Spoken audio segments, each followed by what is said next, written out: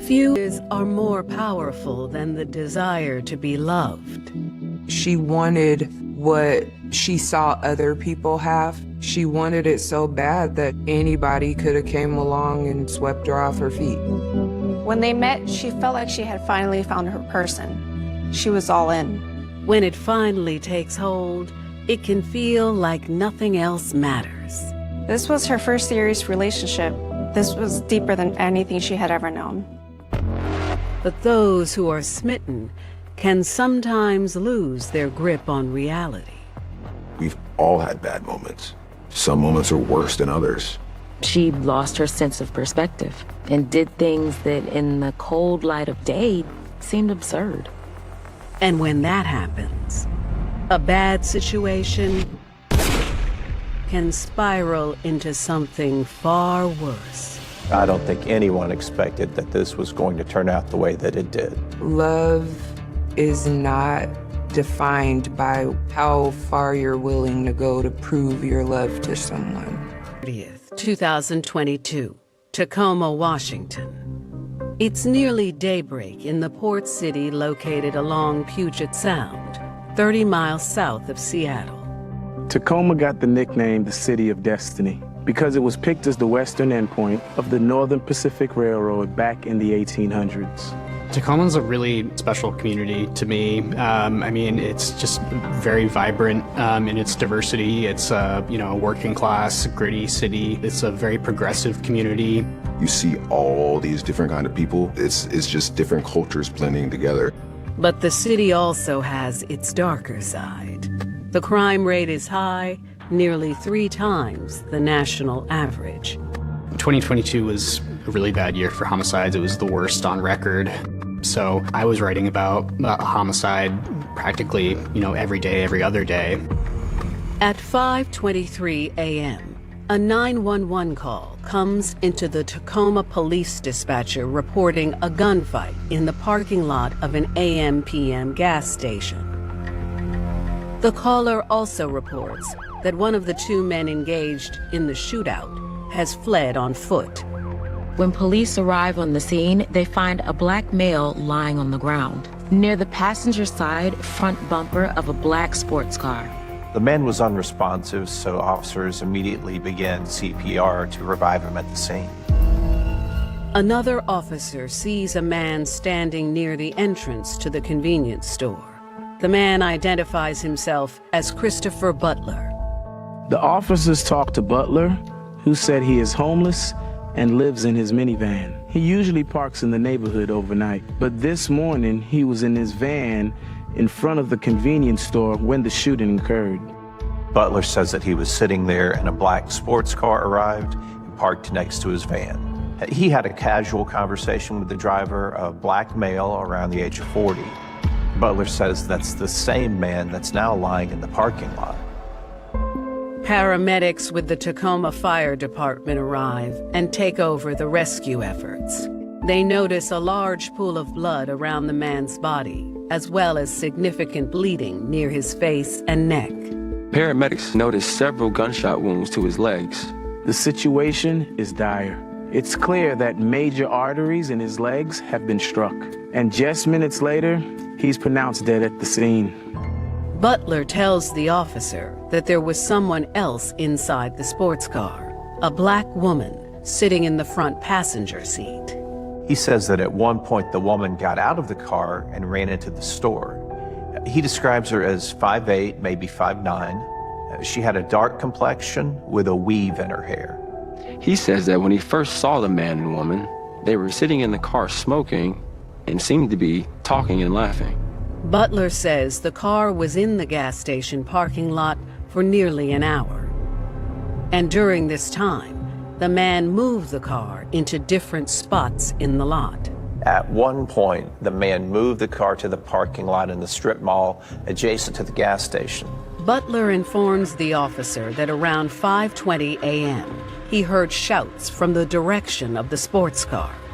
He heard a man yell, "What are you doing in my car?" He saw the driver and another guy in the front of the car. And that's when he heard 7 to 10 shots ring out. Butler saw the car's driver fall to the ground. The other man then fled from the vehicle, running in a northbound direction. He described the male as being 35 years old, standing about 5'10", wearing a baggy red pullover-style hoodie. He said he thought he must have been wearing a mask or something. He didn't get a good look at his face. And because of that, he felt he would not be able to identify him. Seconds later, the woman who had been in the passenger seat of the sports car marched over to Butler and told him she had to leave. With that, she began walking quickly away from the store. She headed in the same direction as the other man. The driver's license described the victim as 39-year-old Ronald Hines. Ronald Hines was born in 1983 to Ronald and Bertha Hines. Ronald's upbringing seemed stable, and he had two loving parents. He had the kind of childhood that most people would say it was normal. He appeared to be a productive member of society. He had two kids that he loved so much. At the core, it was a very strong family unit. And Ronald seemed determined to help those who did not have the same good fortune. He was a God-fearing man who would do good deeds for strangers that he met on the street. He helped some people get back to school and others find God. His parents talked about how he would help people find jobs. He would also help them get medical assistance and put roofs over their heads. Tacoma police now have Ronald's murder investigation on their hands. Detectives and other police units immediately converge on the gas station. One of the officers instantly recognizes the black sports car as a vehicle he had conducted a traffic stop on 90 minutes prior to the shooting. During the stop, Ronald Hines was identified as the driver. He had a passenger, a black female, approximately 20 to 30 years of age, who was wearing an orange shirt. The officer noted that her hair appeared to be styled with dreadlocks. At the time of the stop, the officer did not ask the woman for identification. At that point, there was no reason to ask the woman for identification because it was the driver who had committed the infraction. And he gave the officer his license. It was Ronald Hines. At the time of the stop, the officers ran the name Ronald Hines through their computer systems and learned that he was listed as a protected person in an order with a woman named Tiana Williams. The officer runs Tiana Williams through the police computer database and finds a Washington state driver's license, as well as several booking photos. The officer looked at the photos of Tiana Williams and determined that she was a match for the woman that he had seen in Ronald Hines' car earlier that night. They also find that there's a current protection order for Hines against Tiana Williams. This means that she must have threatened him at some point, enough so that he got an order to keep her away. Detectives believe they've uncovered a suspect in the murder of Ronald Hines. Tiana Williams. She was with him 90 minutes before during the car stop, so this means she was likely with him at the gas station. She's also the same woman who fled the scene, headed in the same general direction as the man who shot Hines. But the big question is, where is she now? A shooting in the parking lot of a Tacoma, Washington gas station has left 39-year-old Ronald Hines dead. Police believe they've identified the woman in the car with Hines before the shooting, 29-year-old Tiana Williams. But why was Williams with him that night? And was she involved with his shooting in the gas station parking lot? Detectives process the crime scene. Near Ronald Hines' body is a .40 caliber handgun. Detectives believe the trigger of the gun was likely shot off, suggesting that Hines was unable to return fire as he was being shot. At the same area, crime scene technicians find 15 9mm shell casings. Detectives meet with the manager of the gas station. He provides them with video from surveillance cameras that monitor the parking lot. This is a huge break for detectives. That means that all of the activity leading up to the murder has been caught on tape. The video shows Hines' black sports car pull into the parking lot at 4:24 a.m., just a few minutes after his traffic stop. The video confirms there was a young woman in the car and she was sitting in the front passenger seat. Hines parks his vehicle at the convenience store. The woman gets out and goes inside. A few minutes later, she comes out and makes contact with a man standing outside the store. It appears as though they know each other as they talked for several moments outside of the store. Then she gets back into the sports car with Hines. Over the next hour, Hines moves his car around various spots in the parking lot and to the east in the neighboring strip mall. At 5:22 a.m., a man approaches the gas station on foot. The man comes from behind the sports car and immediately walks up to the window, which is rolled down. The man appears to be holding a handgun, and it looks like he points the weapon inside the window. The video shows Ronald Hines open the driver's side door and step out of his car. There isn't any audio, but you can see that the two men appear to be firing at each other over the top of the vehicle. The other man seems to chase Hines around the vehicle. The man eventually catches up to Hines in front of the vehicle, shooting him in the legs, causing him to fall to the ground.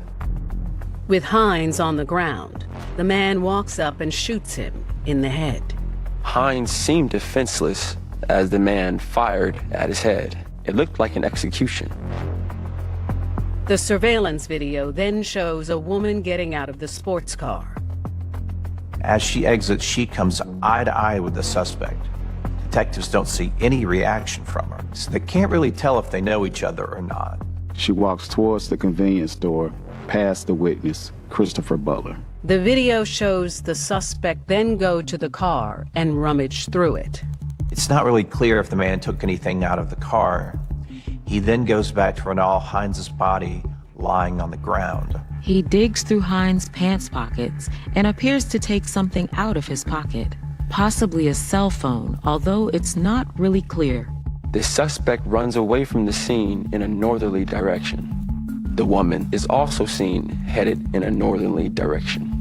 Detectives study the woman on the tape, and she appears to match the woman seen on the body cam video of the traffic stop an hour earlier. As detectives study the surveillance video from an adjacent parking lot, they notice a second vehicle, a dark-colored sedan. The vehicle was suspicious because it was driving through the parking lot with its headlights off. And it also looked like it was keeping tabs on Ronald Hines. As Hines moved his sports car around the parking lot, the sedan moved around, attempting to keep him in view. The fact that the sedan was in the parking lot for an extended period of time early in the morning, that told investigators that it probably played a role in this murder. Police create a bulletin with images of the suspect from the surveillance video, as well as information on the suspicious sedan. That bulletin is distributed to Tacoma police and other law enforcement agencies throughout the state. This is the best way to get the word out about this vehicle, in the hopes that someone will spot it. As day breaks, Tacoma police bring in a canine unit in an attempt to track down the suspect. The canine was able to follow the track for about 100 yards or so, but eventually it lost its scent. They were not able to locate the suspect or the woman. We got nothing down here. Detectives focus on mapping out Ronald Hines' movements prior to the shooting.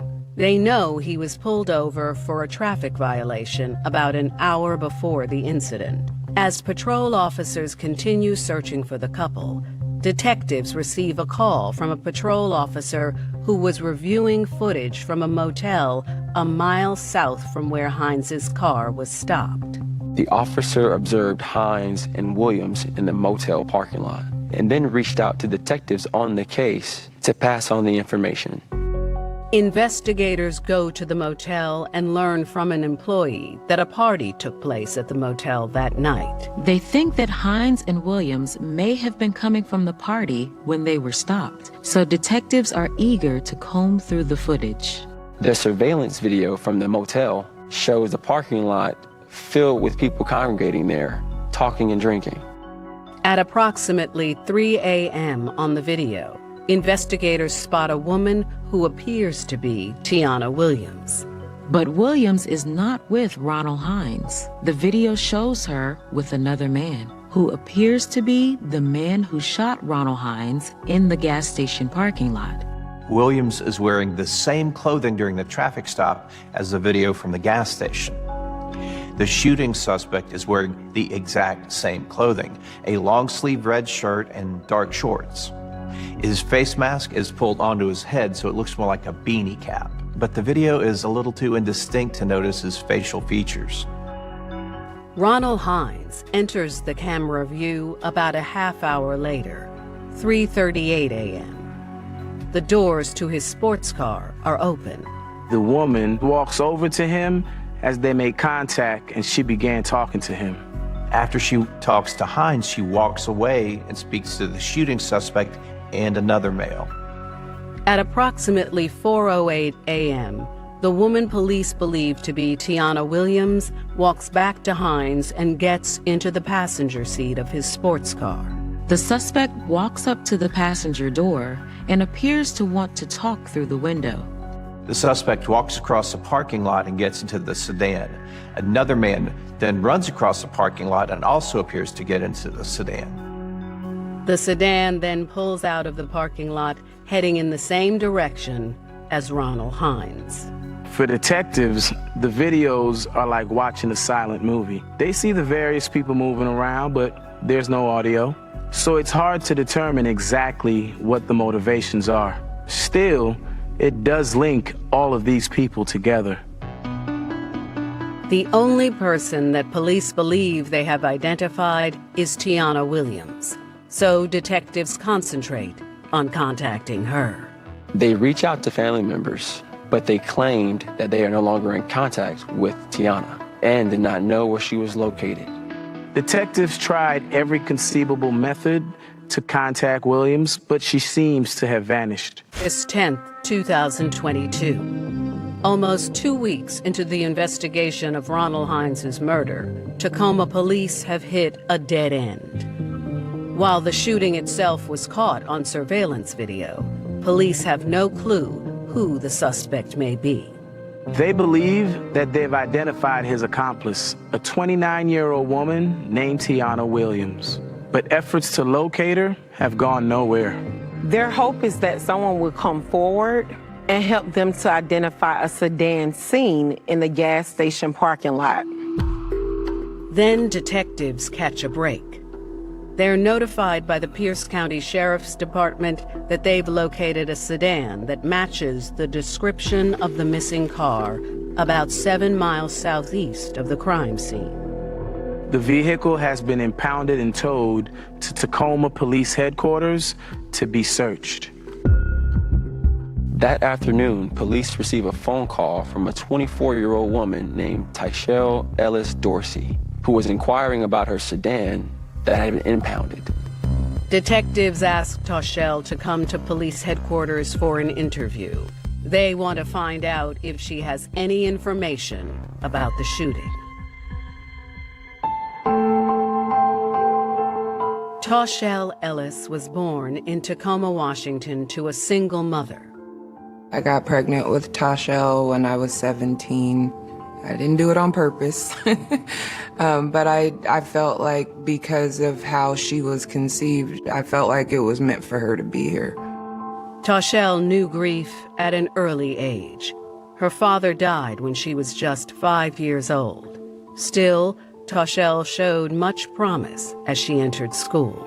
She was a very intelligent child. She got very good grades in school. She has this really bubbly, fun personality. She always makes people smile. She's always been happy. She's always been extroverted. And she's always been that person to pick you up. I mean, sky's the limit for her. Tired of the unending rain, Sanao moved the family to Texas when Tyshell was 12. We have like maybe 2 months of summer and sun, and then it's gray. It's depressing sometimes. Here I wanted my girls to see there's more out there. They later moved to Georgia to be near Sanao's father. My father wanted us to move there He wanted a relationship with his granddaughters and with me, and that didn't work out quite well. Sanau decided to move the family back home again to Washington. But she needed to lean hard on her now 20-year-old daughter. She worked so that she could give me the money for us to come home. She also drove the truck because I was scared to drive the truck. So she, don't worry, Mommy, I got it. Without her, I don't know if I would have made it through a lot of things.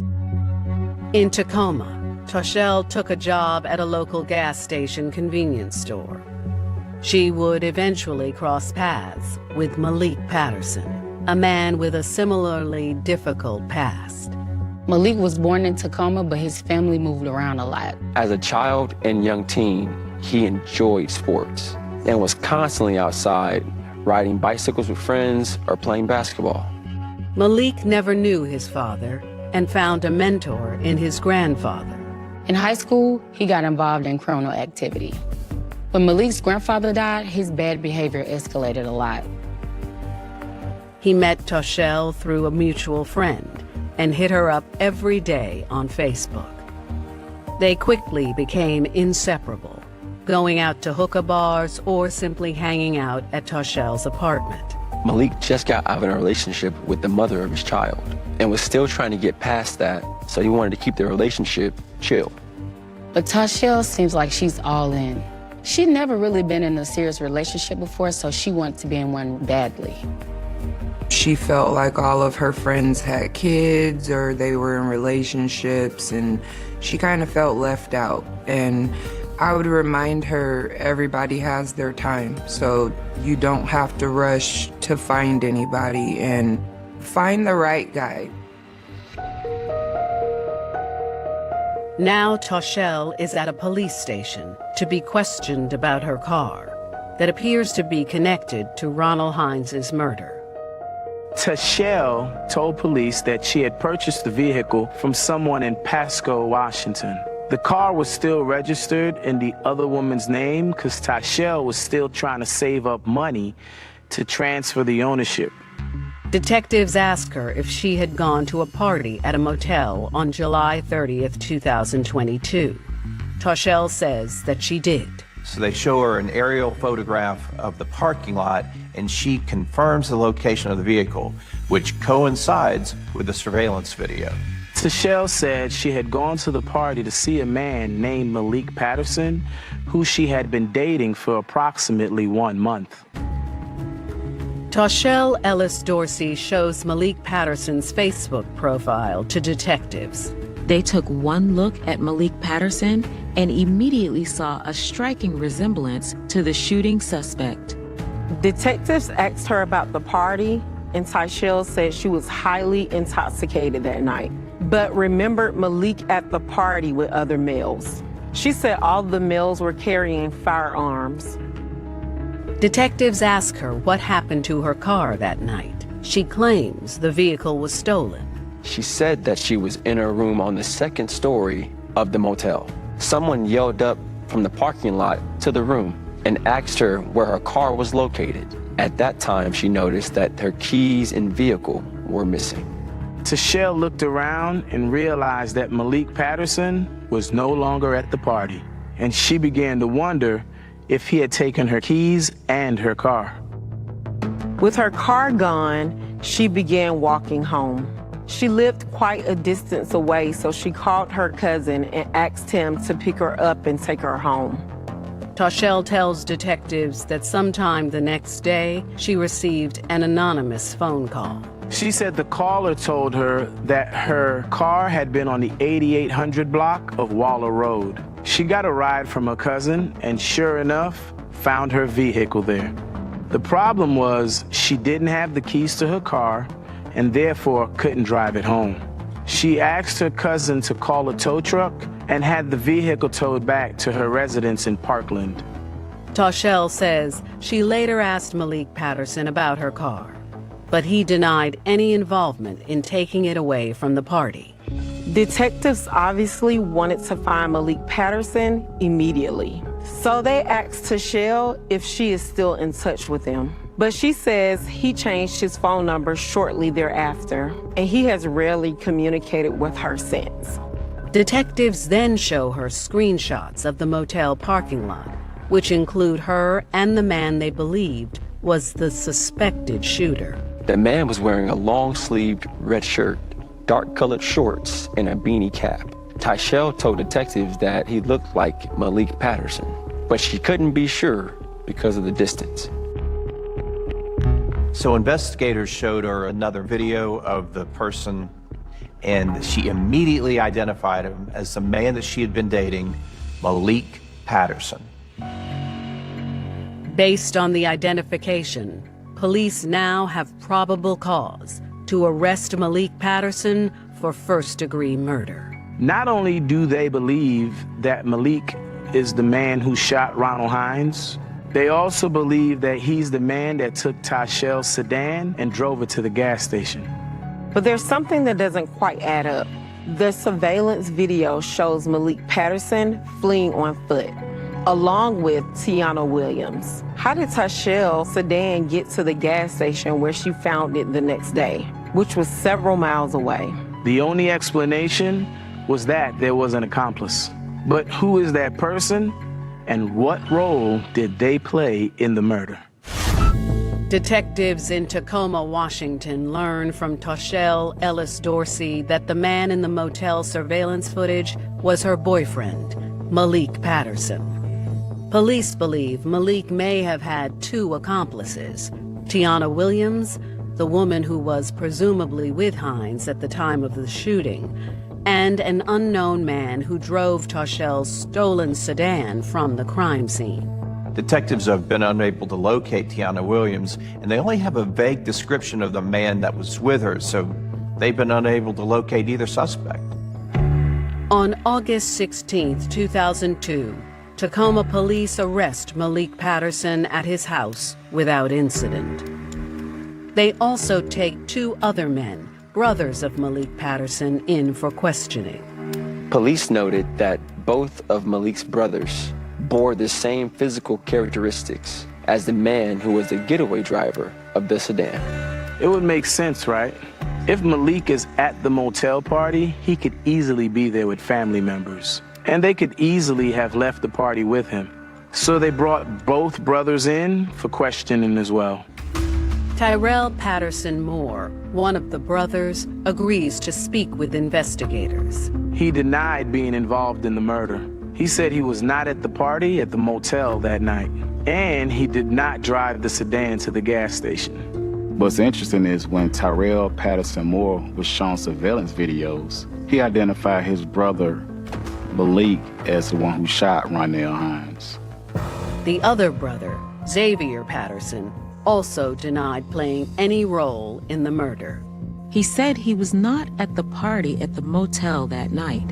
And as for driving the sedan, Xavier said he didn't even know how to drive, so he could not have driven the car.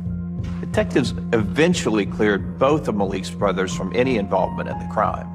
Malik Patterson agrees to talk with detectives. He tells them that he remembers going to a party that night, but did not remember exactly where it was held. He described that the location of the party was an old motel that had been turned into apartments. He says that he went to a party with the girl he's seeing named Tyshell. She was either 23 or 24 years old, and that she picked him up in her car, a sedan. Patterson says he was drinking and using drugs that night and remembered little about what happened. He was drinking heavily. He had also done some meth. He said he had left the party at one point, but couldn't really recall where he went. He woke up at someone's home, but doesn't remember the location. He said that pretty much the entire night was a blank. Detectives ask him if he knows anything about his girlfriend's car being stolen. He admitted that Tyshell called him the next day to say that the car was stolen, but he did not remember anything else.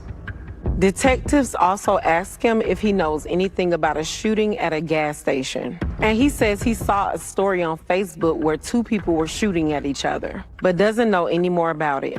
He basically denies everything. I I don't know anything. I was too drunk. I don't remember. Those are standard denials for someone who is involved in a crime. If they don't have an alibi, then say, I was too drunk to remember what happened. It's a way of deflecting responsibility away from you. Detectives then show him photos from the motel surveillance video, pointing out Ronald Hines' black sports car. Patterson looks at it and simply says, I've never seen that car before.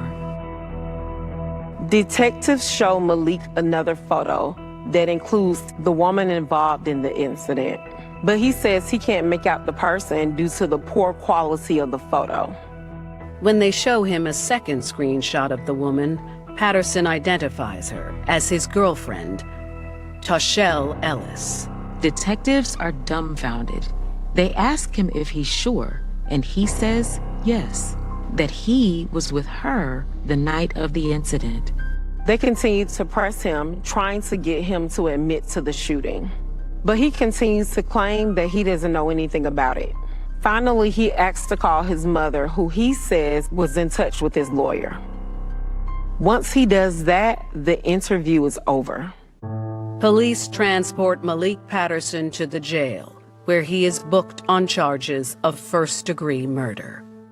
Detectives are certain that Malik Patterson is the man who shot and killed Ronald Hines. And police officers had previously identified Tiana Williams as the person that was with him. But he claimed the woman who was with him at the party was his girlfriend, Tashelle Ellis Dorsey. On the morning of Ronald Hines' murder, Tacoma police identified Tiana Williams as the woman who was with him when he was stopped by police for a driving infraction.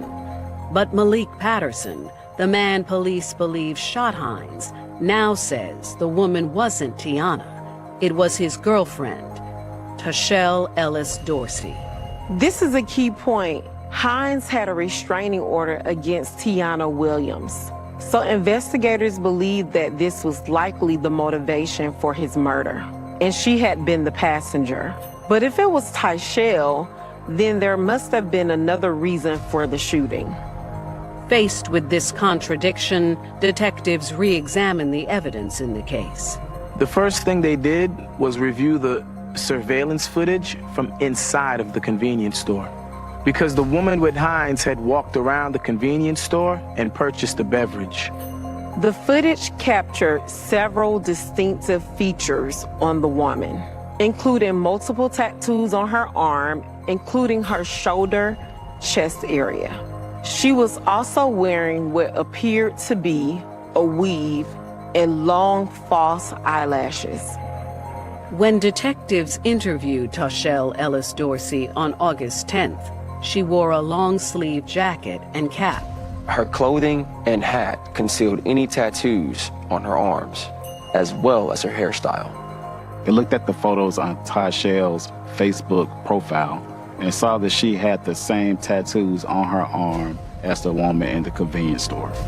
Police had also dusted Ronald Hines' car for fingerprints. When they compared these latent prints to those on record for Tashelle, they find a match.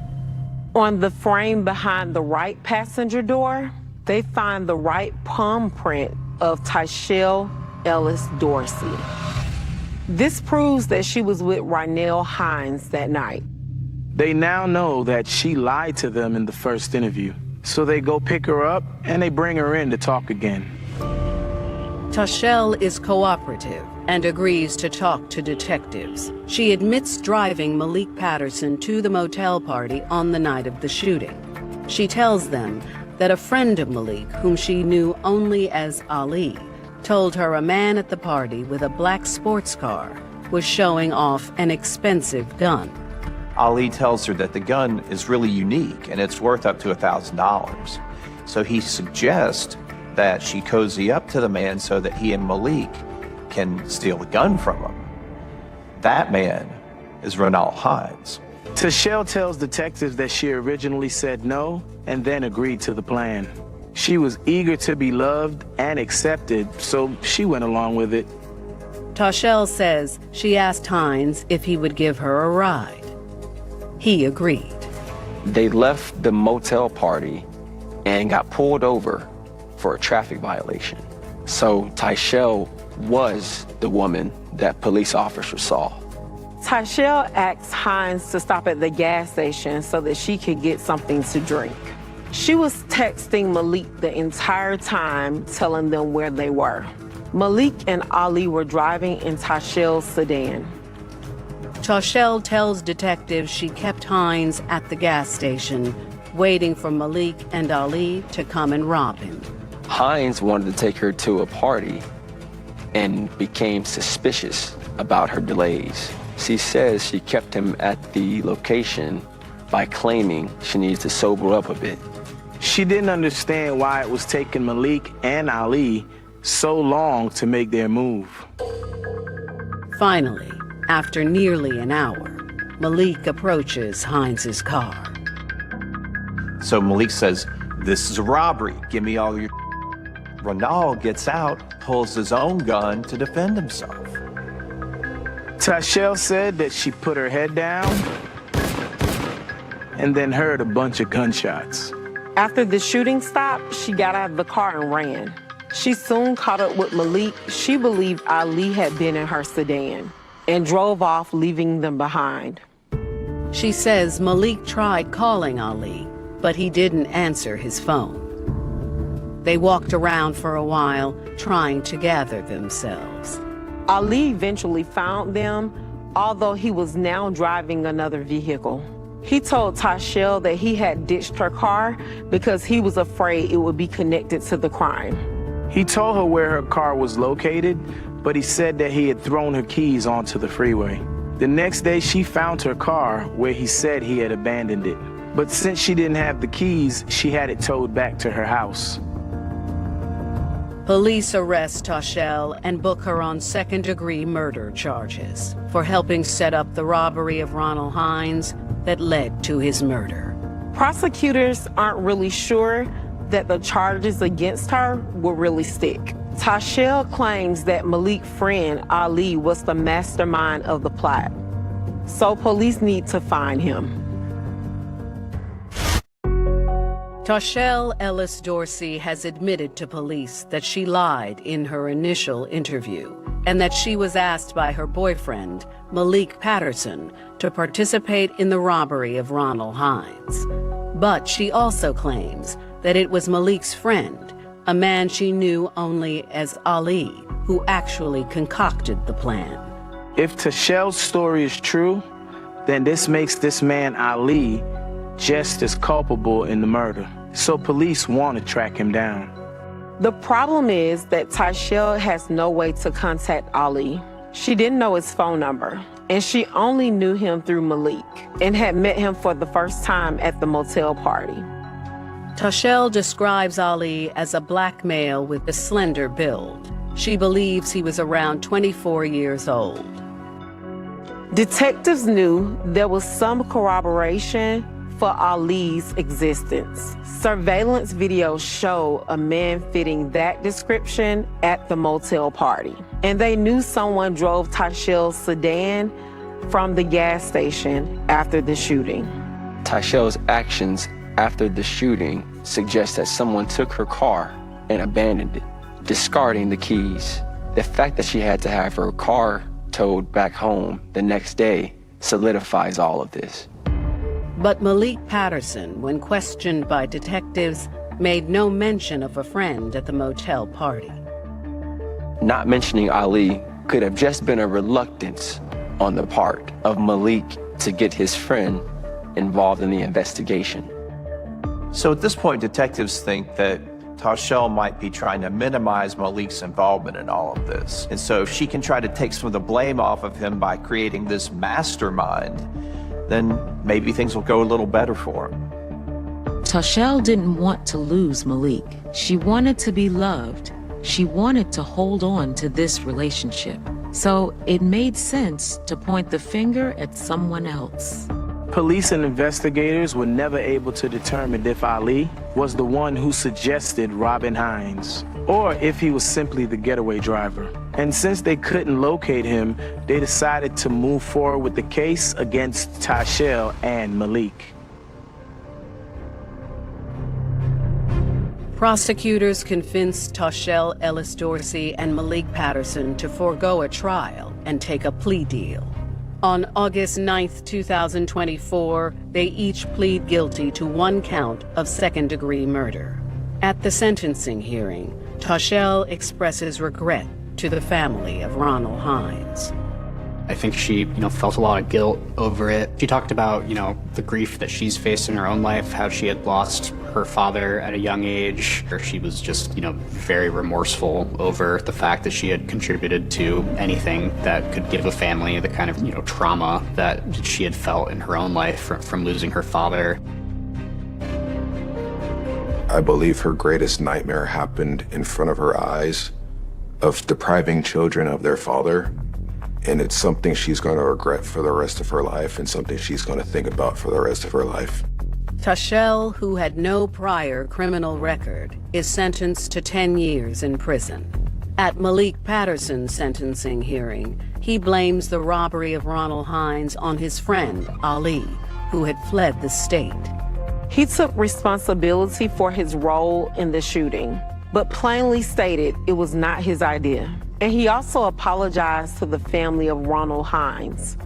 He clearly said he felt bad about what had happened, and, was apologetic to the family, but I think it just wasn't as heartfelt as what Tashelle had to say.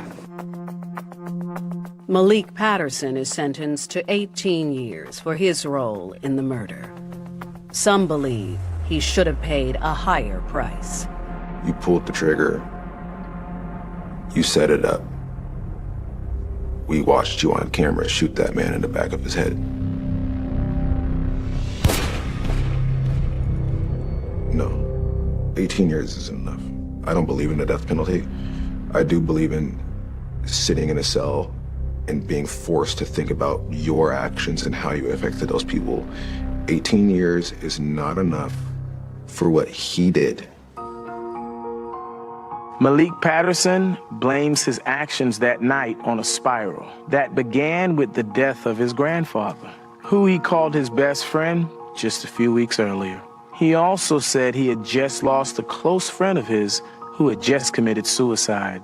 The deaths of people so close to him had caused him to lose himself and commit a crime that he now regrets. Those close to Tashelle believe her biggest mistake was her inability to say no to a man she was too eager to have a relationship with.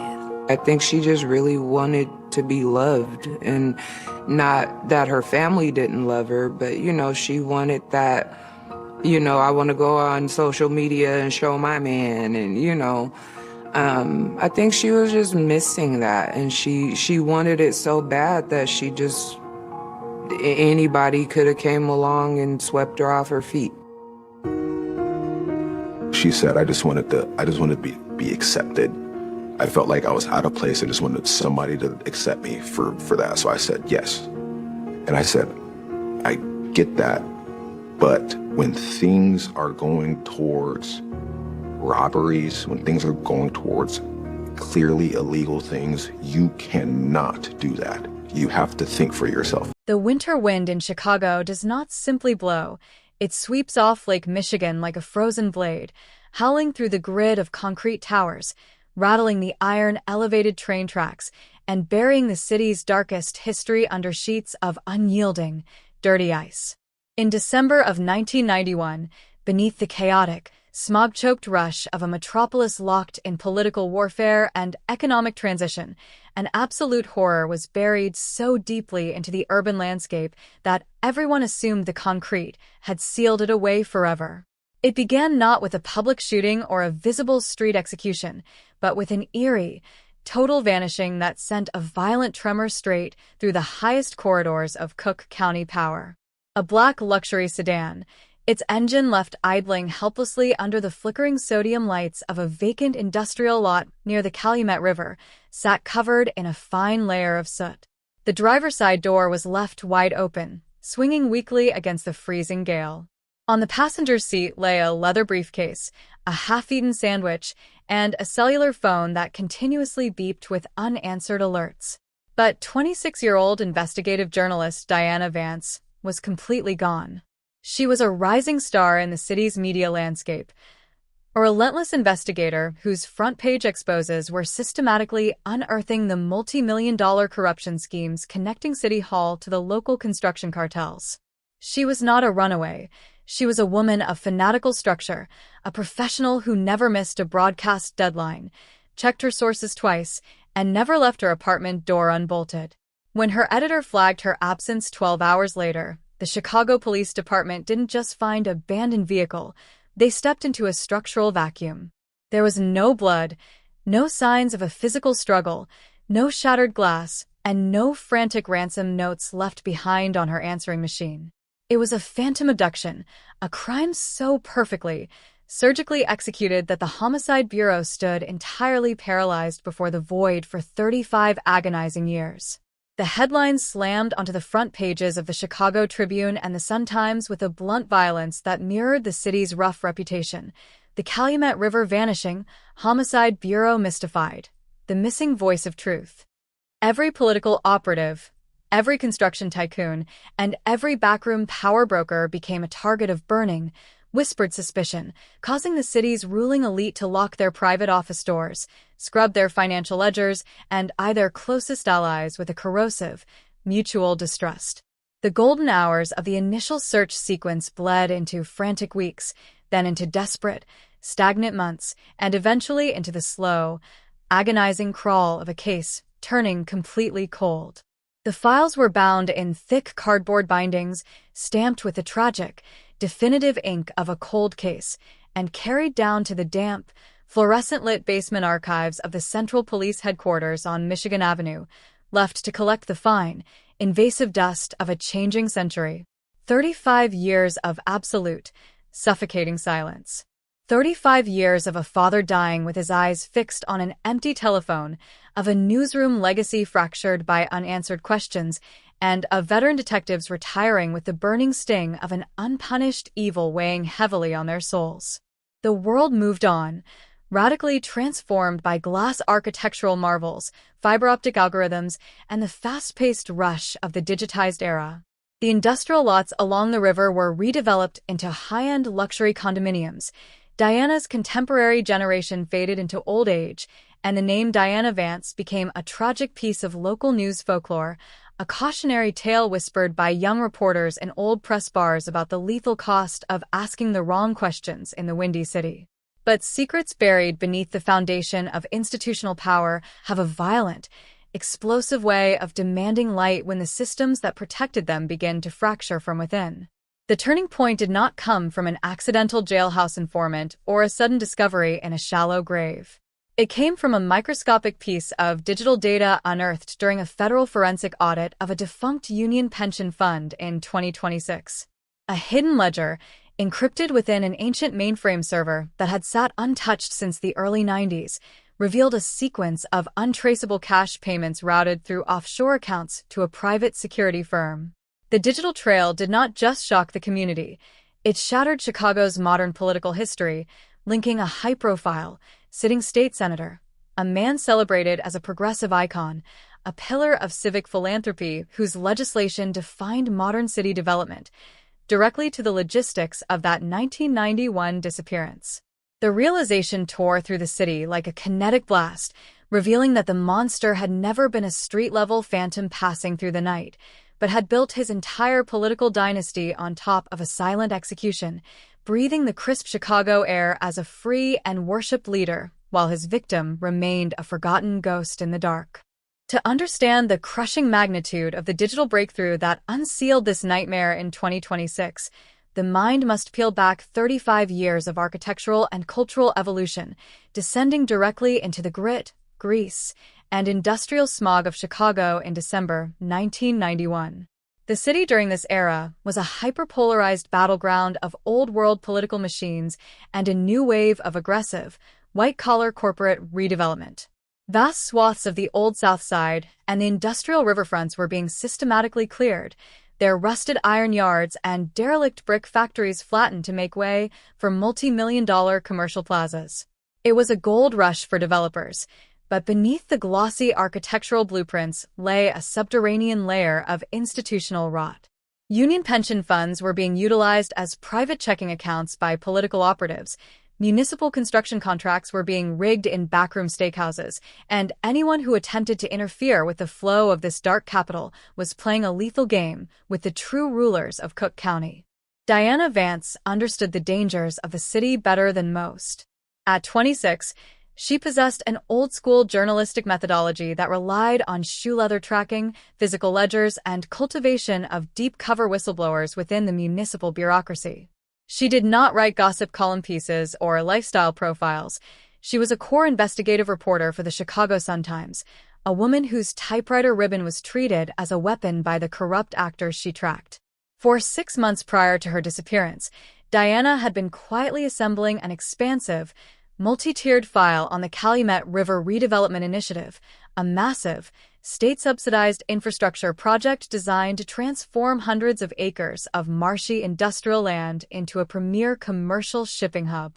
Her sources had dropped a devastating hint. Over $15 million in state development bonds had vanished into a labyrinth of shell corporations owned by prominent members of the city council. The night she vanished, December 12, 1991, was defined by a brutal, blinding blizzard that systemically choked the transit arteries of the city. The snow fell in heavy, horizontal sheets, turning the illuminated concrete towers of the Loop into dim, ghostly monoliths. Diana had left the Sun-Times newsroom on North Wabash Avenue at precisely 7:45 p.m., telling her editor, a cynical, tobacco-stained veteran named Arthur Pendleton, that she was driving south to meet a high-level source who promised to deliver the original bank routing numbers linking the embezzled state bonds to a private account in the Cayman Islands. She climbed into her black mid-sized sedan, her tires spinning weakly against the rising snow on the asphalt, and disappeared into the gray, freezing gloom of the expressway. When her vehicle was discovered 14 hours later by a pair of city sanitation workers, the scene was deeply chilling because of its absolute stillness amid the roaring wind. The sedan was parked in a vacant, gravel-covered lot beneath the massive iron shadow of the Calumet River Lift Bridge, an isolated industrial dead zone surrounded by rusted scrap heaps and stagnant chemical storage tanks. The vehicle's engine was still ticking over smoothly in neutral, the heater blasting warm, dry air into an empty cabin, and the fuel tank was less than a quarter full. The driver's side door was swung wide open, allowing the drifting snow to coat the black vinyl interior in a fine, white sheet of ice. Diana's leather briefcase, containing her notepad, her recording microcassettes, and her personal identification, was resting on the front passenger seat alongside an untouched turkey sandwich wrapping. But Diana had vanished without a single footprint left in the shifting, white expanse outside.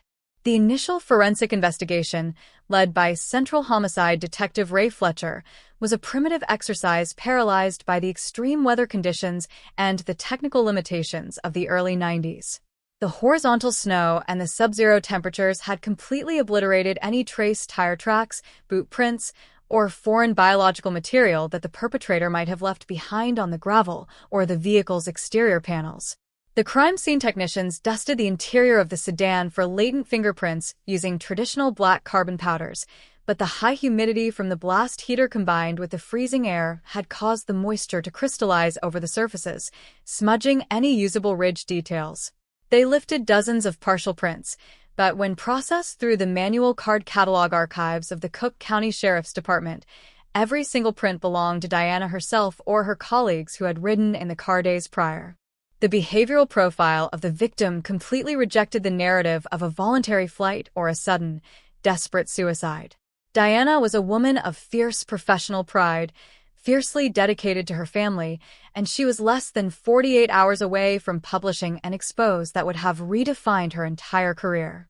She had no history of substance dependencies, no hidden financial debts, and her personal diary, recovered from her North Side apartment, detailed a young woman entirely focused on the future.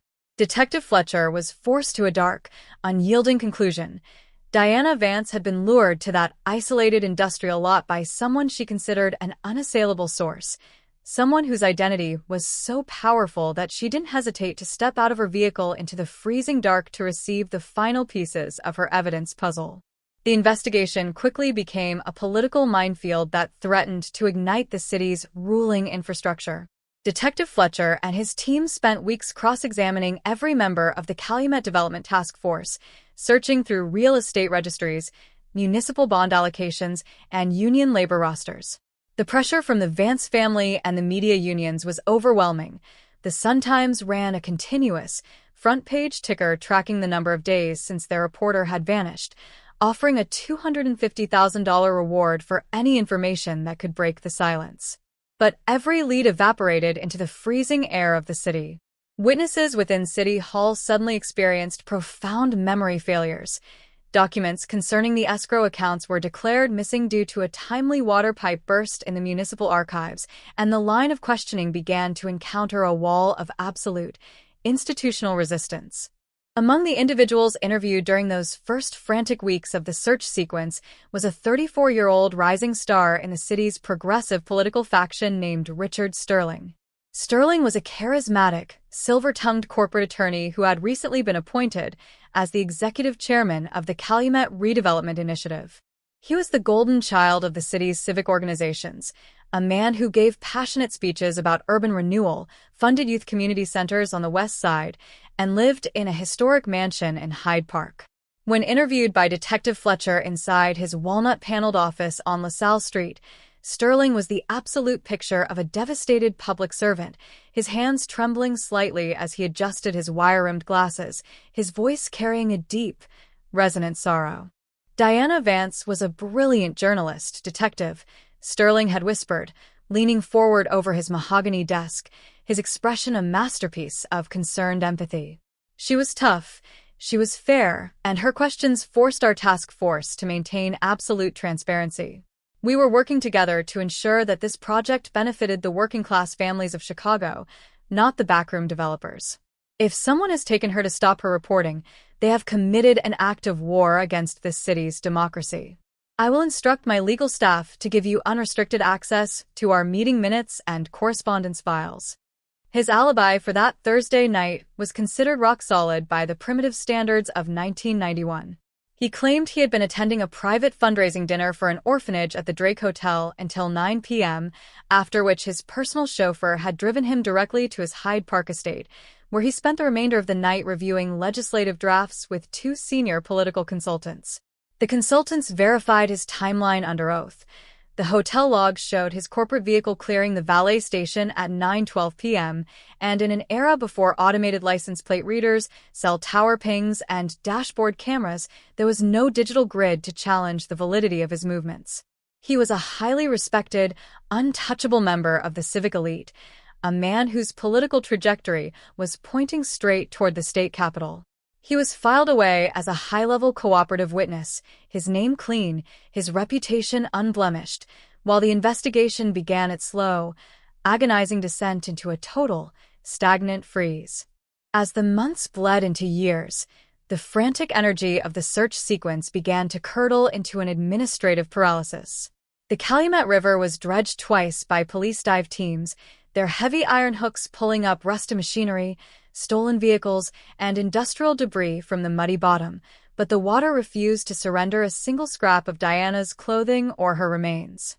The case file grew increasingly heavy, filling 3 cardboard archive boxes that were eventually carried down to the cold, fluorescent-lit basement vault of the Michigan Avenue headquarters. There they sat for over 3 decades, stamped with the definitive, tragic ink of a cold case, while the city above them moved on, its memory of Diana Vance systematically erased by the rapid, dawn-dap velocity of new scandals, new elections, and the transformative march of time. Diana's father, an old-school union carpenter named Thomas Vance, turned his grief into a quiet, obsessive madness. He refused to move from his small bungalow in Bridgeport, keeping the porch light burning every single night for 25 years like a solitary lighthouse waiting for a ship that had gone down in the deep sea. He spent his pension money on private investigators and title analysts, tracking the financial growth of the developers who had profited from the Calumet project, leaving handwritten notes in the margins of his daughter's old newspaper clippings. He died in 2016, his hands clenching an empty telephone receiver, his final words a whispered demand to his surviving son, David, to never let the police archive boxes be destroyed or forgotten. Meanwhile, Richard Sterling did not merely survive the shifting political tides of Illinois, he mastered them. Over the next 35 years, he used the massive corporate success of the Calumet shipping hub to build an unassailable political dynasty. He was elected to the state Senate in 1998, eventually becoming the chairman of the powerful Appropriations Committee, a position that gave him absolute, total control over the allocation of billions of dollars in state infrastructure funds. He became a progressive icon, a pillar of civic philanthropy whose name was carved in stone over the entrances of university libraries, community hospitals, and public parks. He sat on the boards of international foundations, rubbed shoulders with presidents, and was widely considered the elder statesman of the Midwestern political apparatus. He had compartmentalized the year 1991 so perfectly that it seemed to have been entirely erased from his history. What Sterling failed to calculate, what his immense political power and his walls of high-priced defense counsel could not protect him against, was the absolute, unyielding memory of a digital machine. In March of 2026, as part of a sweeping federal racketeering investigation into the collapse of a multi-state union pension fund, a team of forensic accountants from the FBI's cyber division seized a legacy mainframe server that had sat untouched in the climate-controlled basement of a defunct construction cartel warehouse on the west side. The server contained thousands of encrypted, legacy database files from the early 90s, files written in obsolete programming languages that the modern world had long forgotten how to read. Using advanced emulation software and modern cryptographic algorithms, the federal technicians cracked the ancient encryption protocols, unrolling a digital scroll of backroom financial transactions that had sat in the dark for 35 years. The ledger did not just show routine corporate bribes. It mapped out an intricate, highly illegal sequence of untraceable cash routing. In December of 1991, just 48 hours before Diana Vance vanished, a shell corporation controlled directly by Richard Sterling's campaign committee had transferred $250,000 to a private, off-the-books security firm staffed by disgraced former law enforcement officers. The memo line of that digital transaction, hidden within the encrypted subsectors of the legacy mainframe, contained a single, chilling numeric string: Redevelopment Site Alpha, Logistics Authorization 91-12. The digital trail had survived the passage of decades, a permanent genetic marker of an ancient crime that was about to rip Chicago's modern political history completely down to the bedrock. The high-definition digital decryption matrices running on the servers at the FBI's regional field office on Roosevelt Road did not just decode a forgotten piece of financial code. They dropped an architectural blueprint of state-sponsored violence directly into the hands of the Joint Federal-State Cold Case Task Force. For lead investigator Marcus Thorne, a man who had spent 25 years parsing the corporate psychology of the city's political machines, the results were both an administrative triumph and a gut-wrenching confirmation of a 35-year-old horror. The transaction data recovered from the legacy mainframe did not just implicate a shadow developer or a low-level union enforcer. It connected State Senator Richard Sterling, the progressive icon, the elder statesman of Illinois politics, the man whose legislative pen had signed the modern landscape of the city into existence, directly to the financial mechanism of an abduction. Thorne sat in a windowless briefing room, the walls lined with grainy, monochrome photographs from the 1991 crime scene on the Calumet Flats, juxtaposed against high-resolution, modern surveillance images of Sterling addressing a black-tie gala at the Navy Pier. The contrast was a chilling study in systemic compartmentalization. On the left, a snow-covered luxury sedan with its door flung open to a freezing gale. On the right, an impeccable, silver-haired patriarch smiling warmly beneath the crystal chandeliers of the city's ruling elite. For 35 years, Sterling had gone to sleep knowing he had committed the perfect structural execution, using his immense political power to bury the memory of the young journalist who had dared to audit his empire.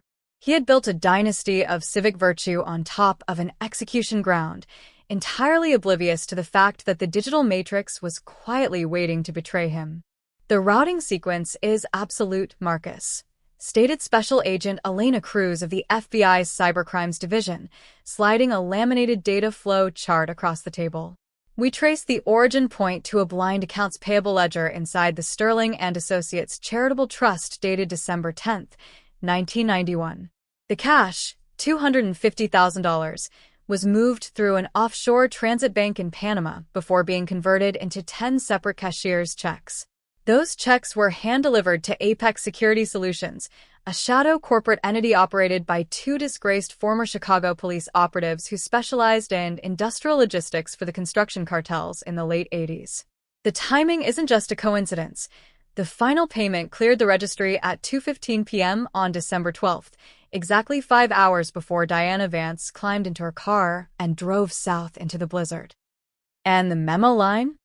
Thorne asked, his eyes locked onto the digital numeric string glowing on the presentation screen. Our cryptanalysts broke the alphanumeric substitution code yesterday morning, Cruz replied, her voice flat, cold, and clinical.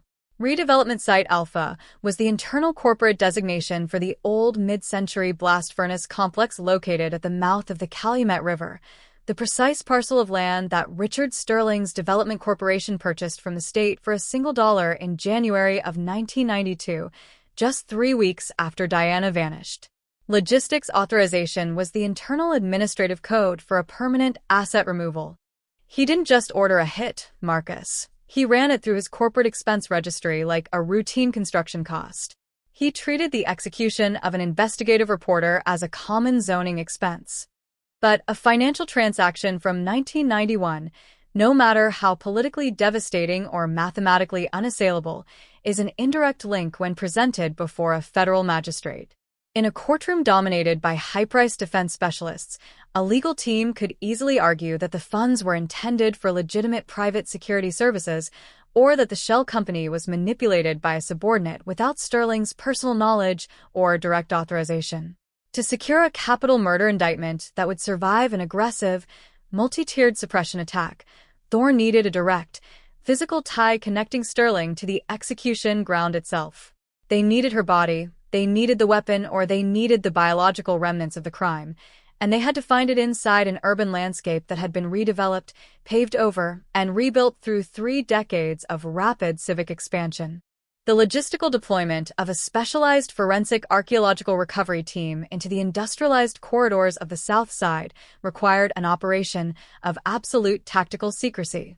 If Senator Sterling or his extensive network of political informants inside City Hall caught even a whisper of the state's intentions, a man of his immense structural influence could file an immediate emergency injunction, destroy any remaining parallel paper trails, or catch a private flight to a non-extradition country before a single officer could approach his residence.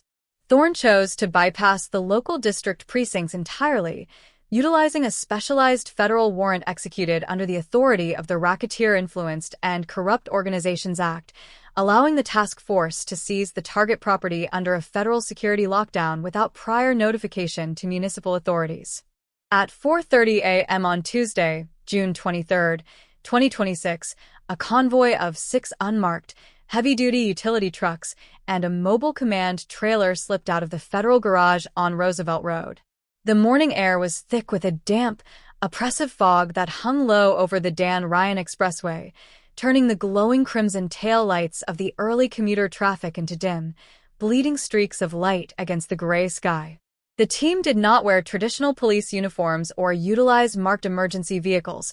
They were dressed in the casual, industrial garments of civil environmental engineers, complete with safety vests, hard hats, and magnetic corporate decals on their truck doors advertising a fictitious soil toxicity assessment for the Environmental Protection Agency.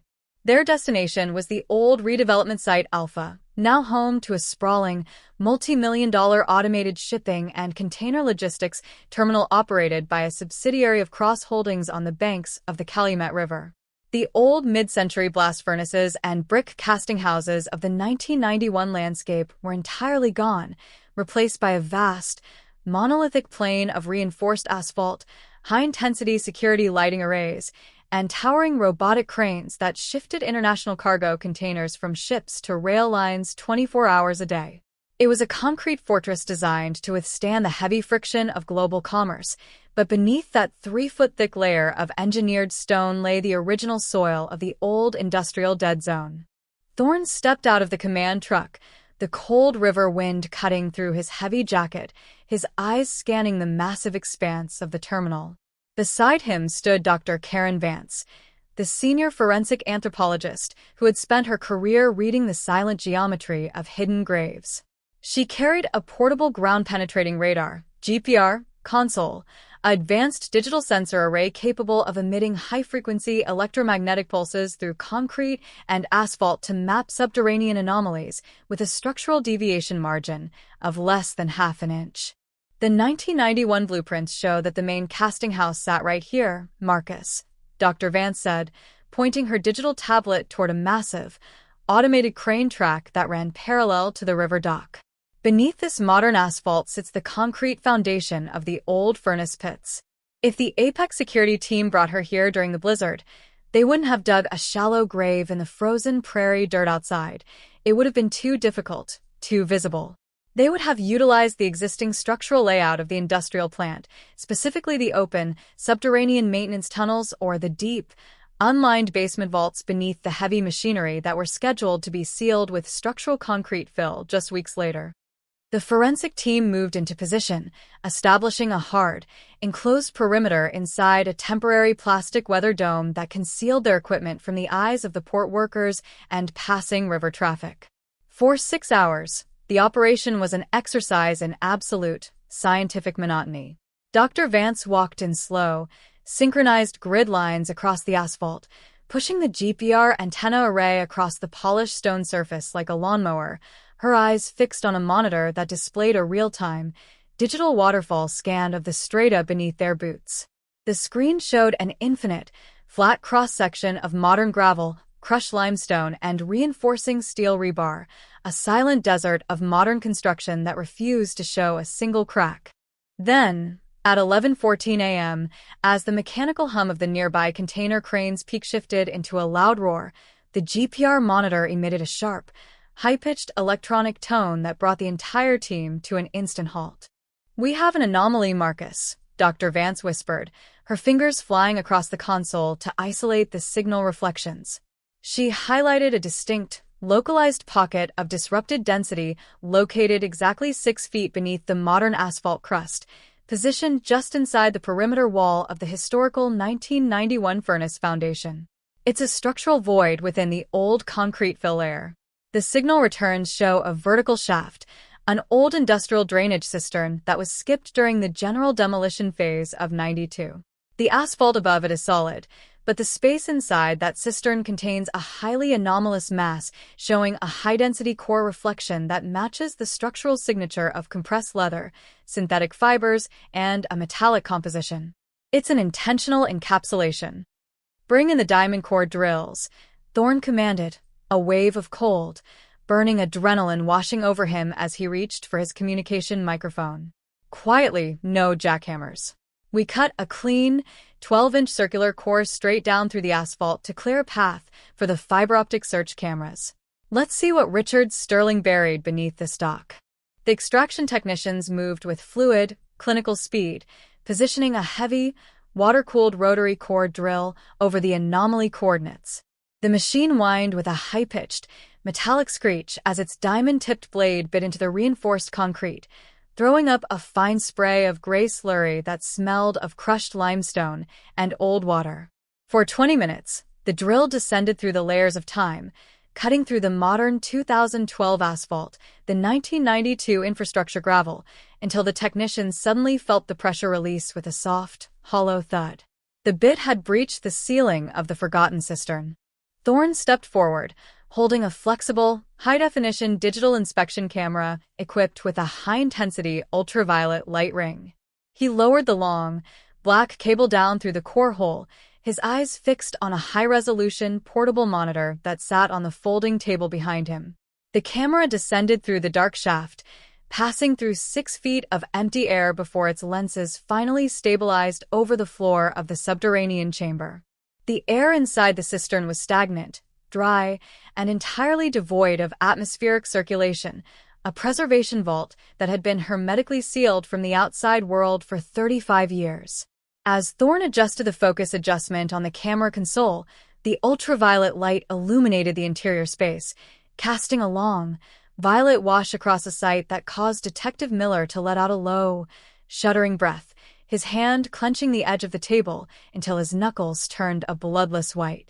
Resting against the moldering brick wall of the old cistern sat a massive, industrial-grade plastic transport container, a heavy, vulcanized polymer drum used by chemical plants in the late 20th century to transport corrosive acids. The lid of the drum was sealed with a thick layer of industrial marine epoxy and reinforced with several wraps of heavy steel cable that had oxidized into a dark, rusted red color over the decades. But it wasn't the container itself that froze the team. It was what sat on top of the sealed lid.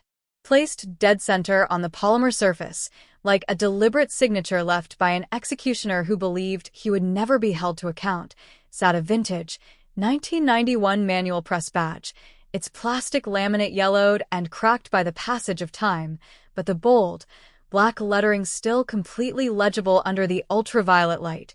Chicago Sun-Times, Diana Vance, Investigative Bureau. "We located her, Marcus," Dr. Vance said, her voice dropping into a low, trembling thread that carried the absolute gravity of a historical verdict. She looked up from the monitor, her face pale beneath her hard hat.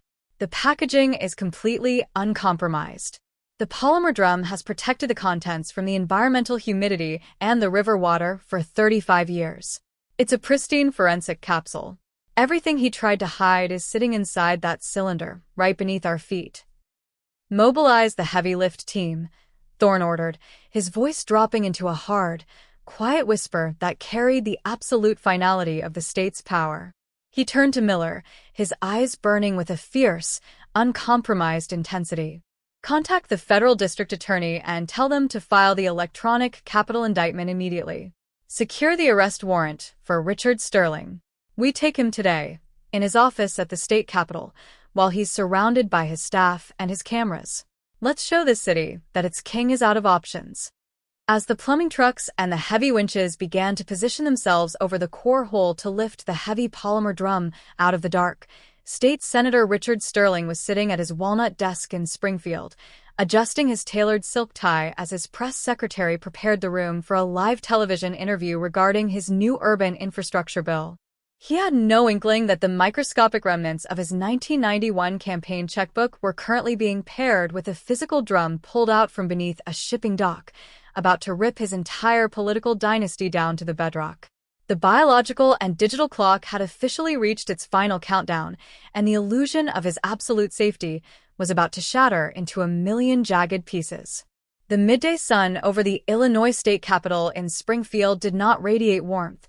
It hung in a bleak, limestone sky like a cold white coin, casting long, sharp shadows across the Grand Plaza, where statues of historical lawmakers stood as silent guardians of institutional power. At 1:15 p.m. on Tuesday, June 23, 2026, the quiet, legislative elegance of the Capitol's South Wing was completely undisturbed by the brewing tectonic storm.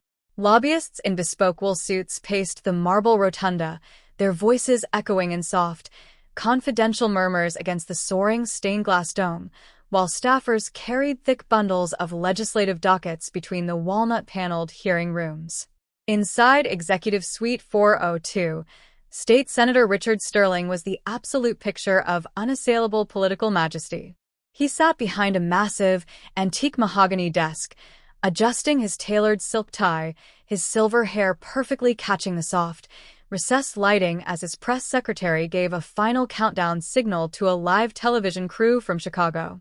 Sterling was a master of the camera, a veteran politician who had spent 35 years transforming his image from a ruthless Cook County operator into a progressive elder statesman, a champion of urban infrastructure whose face was synonymous with civic virtue. He smiled warmly, leaning toward the television lens with an air of relaxed, grandfatherly authority. He had no inkling that while he was preparing to pitch a multi-billion-dollar transportation bill to millions of viewers, a joint federal-state tactical enforcement column was currently clearing the Capitol's security perimeter gates. The illusion of his absolute safety, built over 11,850 days of absolute evasion, was about to collide with a wall of tactical body armor and high-definition forensic data. 3 blocks away, inside a dark, unmarked command van parked along Monroe Street, lead investigator Marcus Thorne adjusted his radio earpiece, his eyes fixed on a bank of digital monitors tracking the Capitol's internal security feeds. Beside him sat FBI Special Agent Elena Cruz, her gloved fingers resting flatly on a leather folder containing the federal arrest warrant for first-degree capital murder, conspiracy to commit kidnapping, and the unlawful concealment of human remains. The warrant was signed just 90 minutes prior by a federal magistrate in Chicago, following the unearthing of the vulcanized polymer acid drum from beneath the Calumet River shipping dock. The state's legal net was completely solid, and the operational choreography was timed down to the exact second. The Springfield Tactical Unit is in position at the north and south rotunda exits, Marcus. Agent Cruz reported, her voice flat, cold, and entirely stripped of professional hesitation. She checked her tactical tablet, which displayed the real-time location of Sterling's private security detail inside the building. We have a hard perimeter around the 4th floor. Sterling's personal vehicle has been blockaded in the executive parking deck by 2 unmarked federal utility trucks. He has 0 exit options left on the board. The live television broadcast just went on the air. He's speaking right now. We don't wait for the interview to conclude, Elena, Thorne stated, his jaw set into a rigid, unyielding line of operational focus as he checked the magazine of his service weapon with a sharp, mechanical click. A man of his profound narcissism will attempt to use that live television camera as a shield. He will try to frame his arrest as a partisan conspiracy or a deep state hit to rally his base before we can even get the irons on his wrists. We've reached the suite now, mid-broadcast, in front of his staff, his cameras, and his viewers. We show the state of Illinois that its elder statesman is a common felon caught in a 40-year-old trap. Thorne pushed the van's side door open, stepping out into the crisp, dry central Illinois air. He was flanked by 6 special agents from the FBI's Public Corruption Unit and 4 tactical operators from the Illinois State Police, all dressed in matte black tactical vests, their badges displayed prominently over their chests, their hands resting near their holsters. They did not sprint or shout as they crossed the marble plaza. They moved with a slow, heavy, and terrifyingly deliberate cadence that signaled the absolute authority of the state. They entered the Capitol through the executive transport entrance, bypassing the public metal detectors as the legislative security detail, notified of the federal RICO warrant just minutes prior, stepped back from their stations in a state of absolute, pale-faced shock. The ascent to the 4th floor inside the wood-paneled elevator felt like a slow, pressurized countdown to a historical execution. When the heavy bronze door slid open, the corridor of the south wing was silent, save for the distant, muffled sound of Sterling's rich, resonant baritone echoing from the speakers of a television monitor inside a staffer's office. Thorne led the tactical stack down the hall, their combat boots producing a sharp, rhythmic thud against the polished terrazzo tiles that shattered the quiet, bureaucratic atmosphere of the floor. When they reached the double oak doors of Suite 402, Sterling's chief of staff, a sharp, expensive-looking political consultant named Robert Vance, stepped out from the reception desk, his face instantly draining of color as he looked at the array of tactical body armor and federal shields blocking his space. "What is the meaning of this intrusion?" Vance demanded, his voice trembling slightly despite his calculated corporate posture. He attempted to stand directly between Thorne and the interior office doors. Senator Sterling is currently in the middle of a live, high-priority broadcast with the Chicago News Bureau. You cannot bring armed units into a legislative suite without prior clearance from the Senate Sergeant at Arms. I demand that you clear this hallway immediately. Step away from the door, Counselor, Thorne replied, his voice dropping into a stone-cold, unyielding whisper that carried the absolute finality of a death sentence. He reached into his vest, pulling out the hard copy of the capital indictment and holding it just inches from the consultant's face. This is a federal capital warrant issued under the Racketeer-Influenced and Corrupt Organizations Act, charging Richard Sterling with the 1990s execution of Diana Vance. If you take one more step, or if you attempt to touch that door handle to alert the suspect, I will arrest you on the spot for felony obstruction of justice and accessory after the fact to a capital homicide. Move. Now. The chief of staff froze, his hands dropping weakly to his sides, his mouth opening in a silent, paralyzed expression of total surrender as Agent Cruz brushed past his shoulder, her hand gripping the brass handle of the interior office door. She pushed the door open smoothly, stepping past the threshold into the main executive office. The room was expansive, bathed in the natural light of a massive arched window that looked out over the Capitol dome. In the center of the space stood 2 television camera towers, their high-intensity studio lights throwing a blinding, white glare across Sterling's mahogany desk.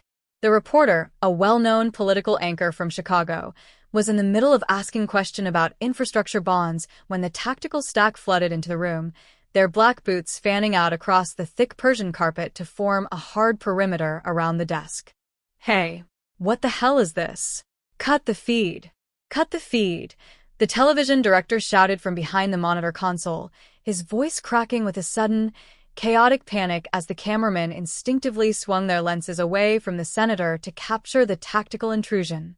"Keep the feed live," Thorne commanded, his voice striking the studio air with the force and clarity of a gunshot, instantly freezing the television crew in their tracks. He stepped into the center of the studio lights, his eyes locked onto the face of Richard Sterling. "Keep every camera running. Let the city of Chicago see exactly what its infrastructure looks like." Behind the mahogany desk, Richard Sterling did not erupt into a panicked scramble. The transformation was chillingly subtle, a masterclass in sociopathic self-control. The easy, grandfatherly smile didn't shatter. It simply hardened into a cold, frozen mask of absolute arrogance. His silver-rimmed glasses caught the white glare of the studio lights as he slowly leaned back in his leather chair, folding his thin, manicured hands together over his chest. His breathing remained deep, measured, and rhythmic, his pupils tracking the positions of the tactical operators with an analytical precision that belonged to a seasoned corporate trial lawyer. "Investigator Thorne," Sterling spoke, his voice retaining its rich, resonant baritone texture, completely devoid of any physical tremor or emotional panic.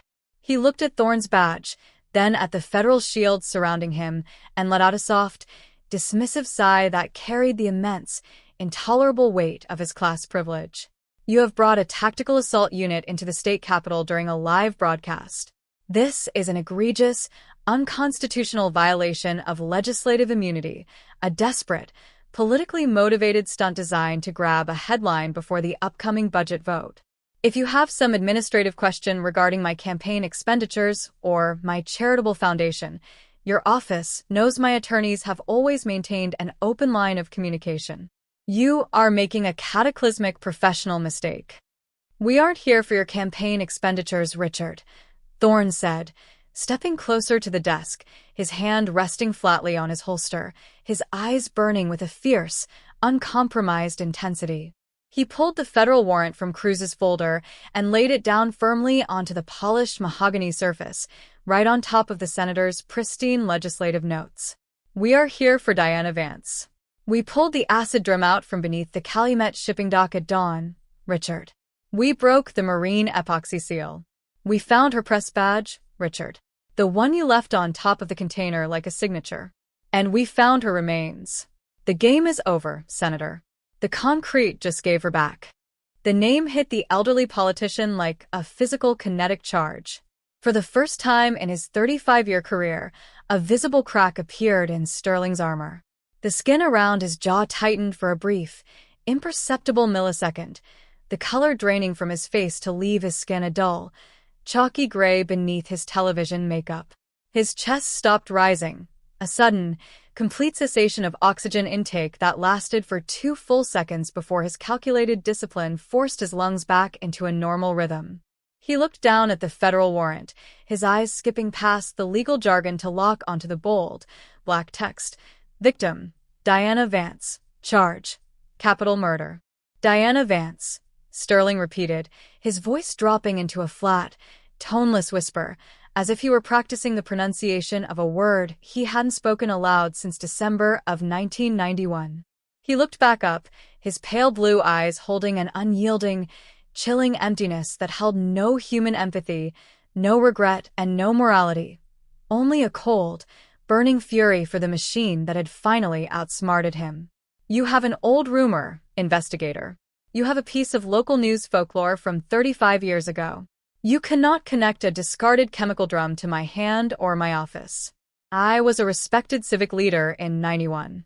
I was attending a charitable gala at the Drake Hotel on the night she disappeared. My timeline is an ironclad matter of historical record. Your timeline is built on top of a fraudulent campaign ledger, Richard. Agent Cruz interrupted, stepping forward to place a secondary stack of documents on the desk, the decrypted forensic printouts from the FBI's cyber audit. The Drake Hotel logs show your car clearing the valet at 9:12 p.m. But the encrypted Union Pension database we seized from the West Side warehouse last week tells the true story. At 9:45 p.m. on December 12, 1991, a shell corporation controlled directly by your private signature transferred $250,000 to Apex Security Solutions, the shadow enforcement firm operated by your personal fixers. The memo line contained the coordinate index for redevelopment site Alpha, the exact drainage cistern where we found her body this morning. You didn't stay at your Hyde Park estate, Senator. You drove south into the blizzard to watch your fixers roll that drum into the hole. The revelation hit the interior of the legislative suite like a kinetic blast. Sterling's fingers, which had been resting casually on his chest, clenched tightly into the fabric of his tailored wool suit jacket, his knuckles turning a stark, bloodless white. His mind was racing, calculating, realizing that his 35-year-old arrogance had left a digital paper trail he had completely forgotten existed.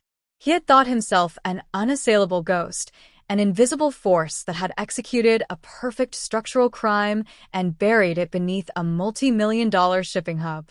But the digital machine had preserved every byte, every routing sequence, every administrative check, waiting for a generation of investigators who knew how to turn his own corporate data into a cage.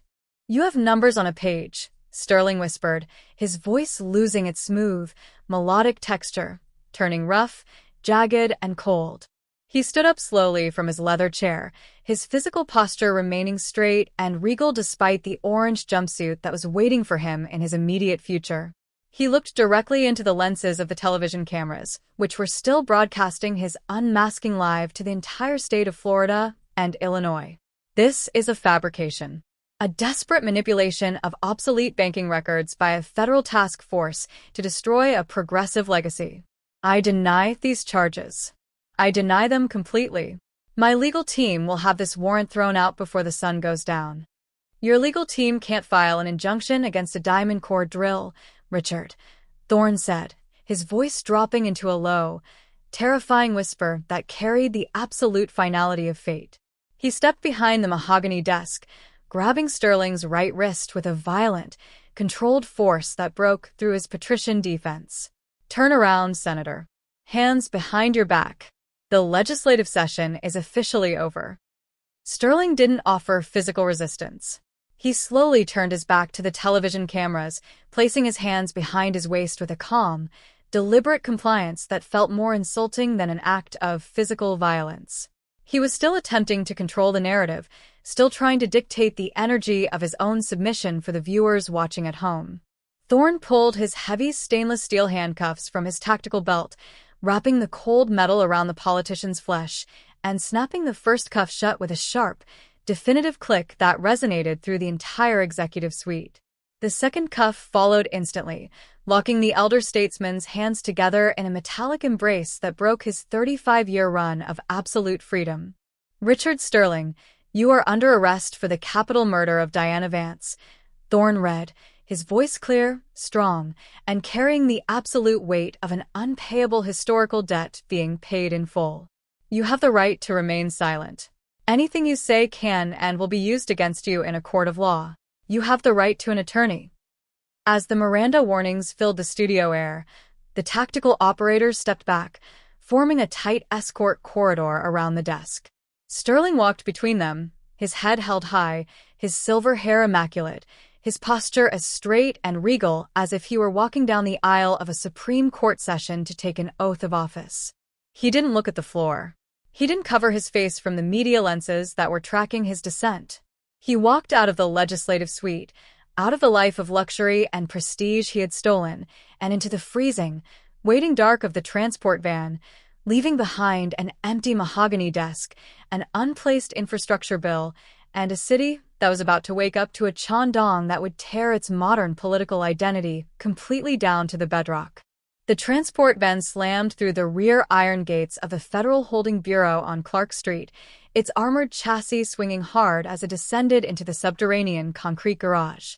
By 3:15 p.m. on Tuesday, June 23, 2026, the clinical, controlled elegance of the tactical arrest in Springfield had triggered an institutional and media shockwave across the state of Illinois that felt less like a breaking news update and more like a localized nuclear detonation.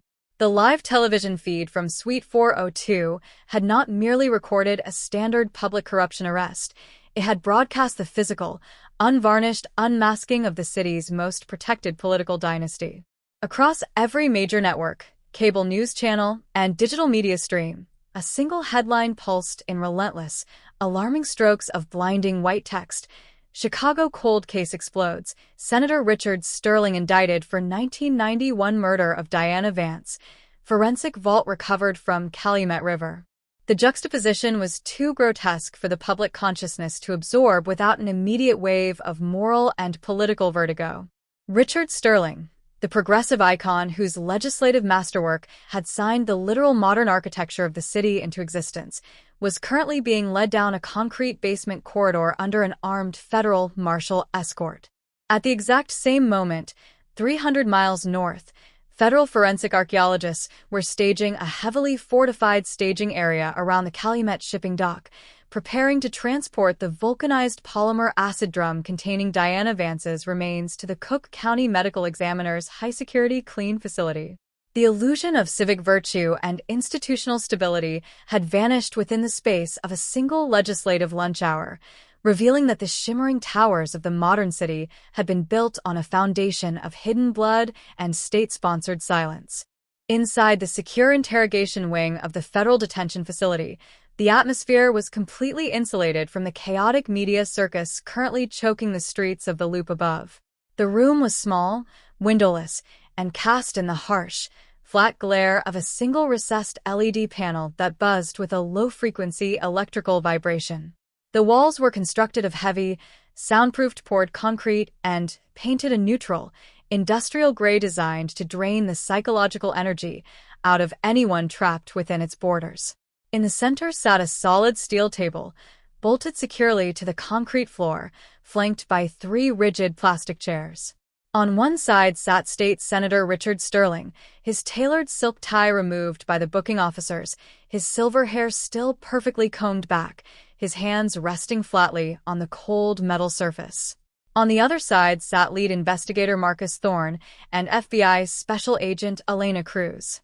Between them sat a high-definition digital audio recorder, its small red light blinking rhythmically, a silent digital pulse tracking the seconds of a historic confrontation. For 20 minutes, the silence inside the room had been heavy, weaponized, and absolute. Thorne did not speak. He sat perfectly static, his arms crossed over his tactical vest, his eyes locked onto Sterling's face, allowing the cold, claustrophobic reality of the federal cage to press against the suspect's calculated, patrician ego. He knew that men of Sterling's profound, narcissistic structure, Predators who had spent decades being treated as untouchable elder statesmen despised silence above all else. To them, a lack of immediate attention was a denial of their historical importance, a rejection of the control they utilized to dominate their environment. Sterling sat perfectly still, his eyes fixed on the blank gray wall behind Thorne, his breathing deep, measured, and rhythmic, his hands completely steady against the metal table. He looked entirely unbothered, a man who truly believed his decades of political success made him fundamentally superior to the federal agents sitting across from him. Let the record show.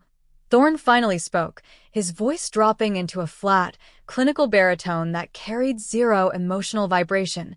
This is an interview with Richard Sterling, held at the Federal Detention Facility, Chicago Bureau of Investigative Operations. Present are lead investigator Marcus Thorne, FBI Special Agent Elena Cruz, and the suspect. Mr. Sterling has been advised of his constitutional rights, has signed the formal notification of counsel waiver, and has chosen to proceed with preliminary questioning without private defense specialists present in the room at this time. Sterling's mouth twitched slightly, a subtle, patronizing curling of his thin lips that signaled a profound, internal amusement.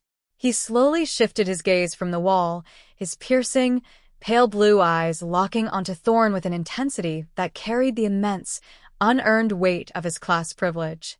I signed your waiver, Investigator Thorne, because an innocent man has absolutely nothing to fear from the routine machinery of the law, Sterling said, his voice a smooth, resonant baritone that filled the small concrete room with an unearned authority. And I chose to sit here without a team of senior defense partners from my firm because I wanted to see exactly how far this grotesque administrative delusion extends. I know exactly what your task force thinks it achieved today in Springfield. You think a single string of numbers recovered from an obsolete union pension server gives you the right to dismantle a progressive legacy I have spent 35 years constructing for the working-class families of this state. You think you have trapped a monster. But what you have actually done is create an unprecedented civil liability for your respective departments. Your forensic miracle is a legal mirage. The routing sequence on that union pension server isn't a mirage, Richard. Agent Cruz interrupted, leaning forward until her forearms rested heavily on the steel table. We trace the origin point to a blind accounts payable ledger inside the Sterling and Associates Charitable Trust dated December 10, 1991. The cash, $250,000, was moved through an offshore transit bank in Panama before being converted into 10 separate cashier's checks. Those checks were hand-delivered to Apex Security Solutions, a shadow corporate entity operated by two disgraced former Chicago police operatives who specialized in industrial logistics for the construction cartels in the late 80s. The timing isn't just a coincidence. The final payment cleared the registry at 2:15 p.m. on December 12th, exactly 5 hours before Diana Vance climbed into her car and drove south into the blizzard. Explain that to me, Senator. How does your private charitable signature end up funding a cartel enforcement firm hours before an investigative reporter vanishes from the grid?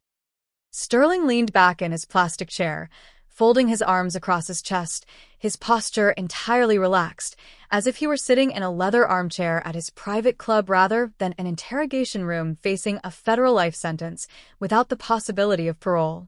A competent first-year law student could dismantle that question in 5 minutes, Agent Cruz, Sterling replied, his tone dripping with a smooth, educational condescension. In 1991, during the initial phase of the Calumet River redevelopment project, our task force was facing severe, continuous security threats from radical environmental factions and wildcat labor strikers who were actively sabotaging our construction equipment and threatening the safety of our engineering teams. The Sterling Charitable Trust contracted dozens of private security entities, corporate intelligence firms, and site surveillance specialists to protect our multi-million-dollar state-bonded investment. If Apex Security Solutions was one of those subcontractors, then their compensation was a routine corporate expenditure for industrial protection. To suggest that I personally authorized a capital crime based on a corporate banking registration file from 35 years ago is an absurd leap of speculative logic that no federal judge will ever allow near a jury box. Thorne didn't flinch. He expected this line of defense. He knew Richard Sterling would attempt to weaponize the chaotic corporate landscape of the early 90s to create a plausible explanation for the financial transactions. He reached into his leather folder, pulling out a series of large, high-definition glossy prints and sliding them across the table, lining them up neatly in front of the politician.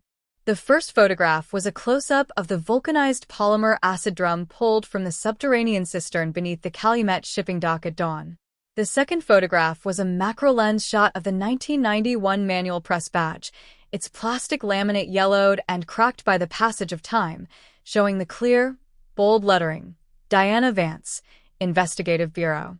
The third photograph was the most devastating, a digital scan of the final pages of the decrypted Union pension ledger, highlighting a specific alphanumeric substitution code that had been broken by the FBI's cryptanalysts the morning before.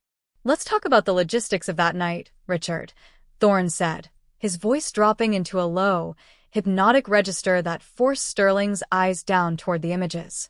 "You are correct that Apex Security was a subcontractor for your development firm, but they didn't protect your equipment on December 12th.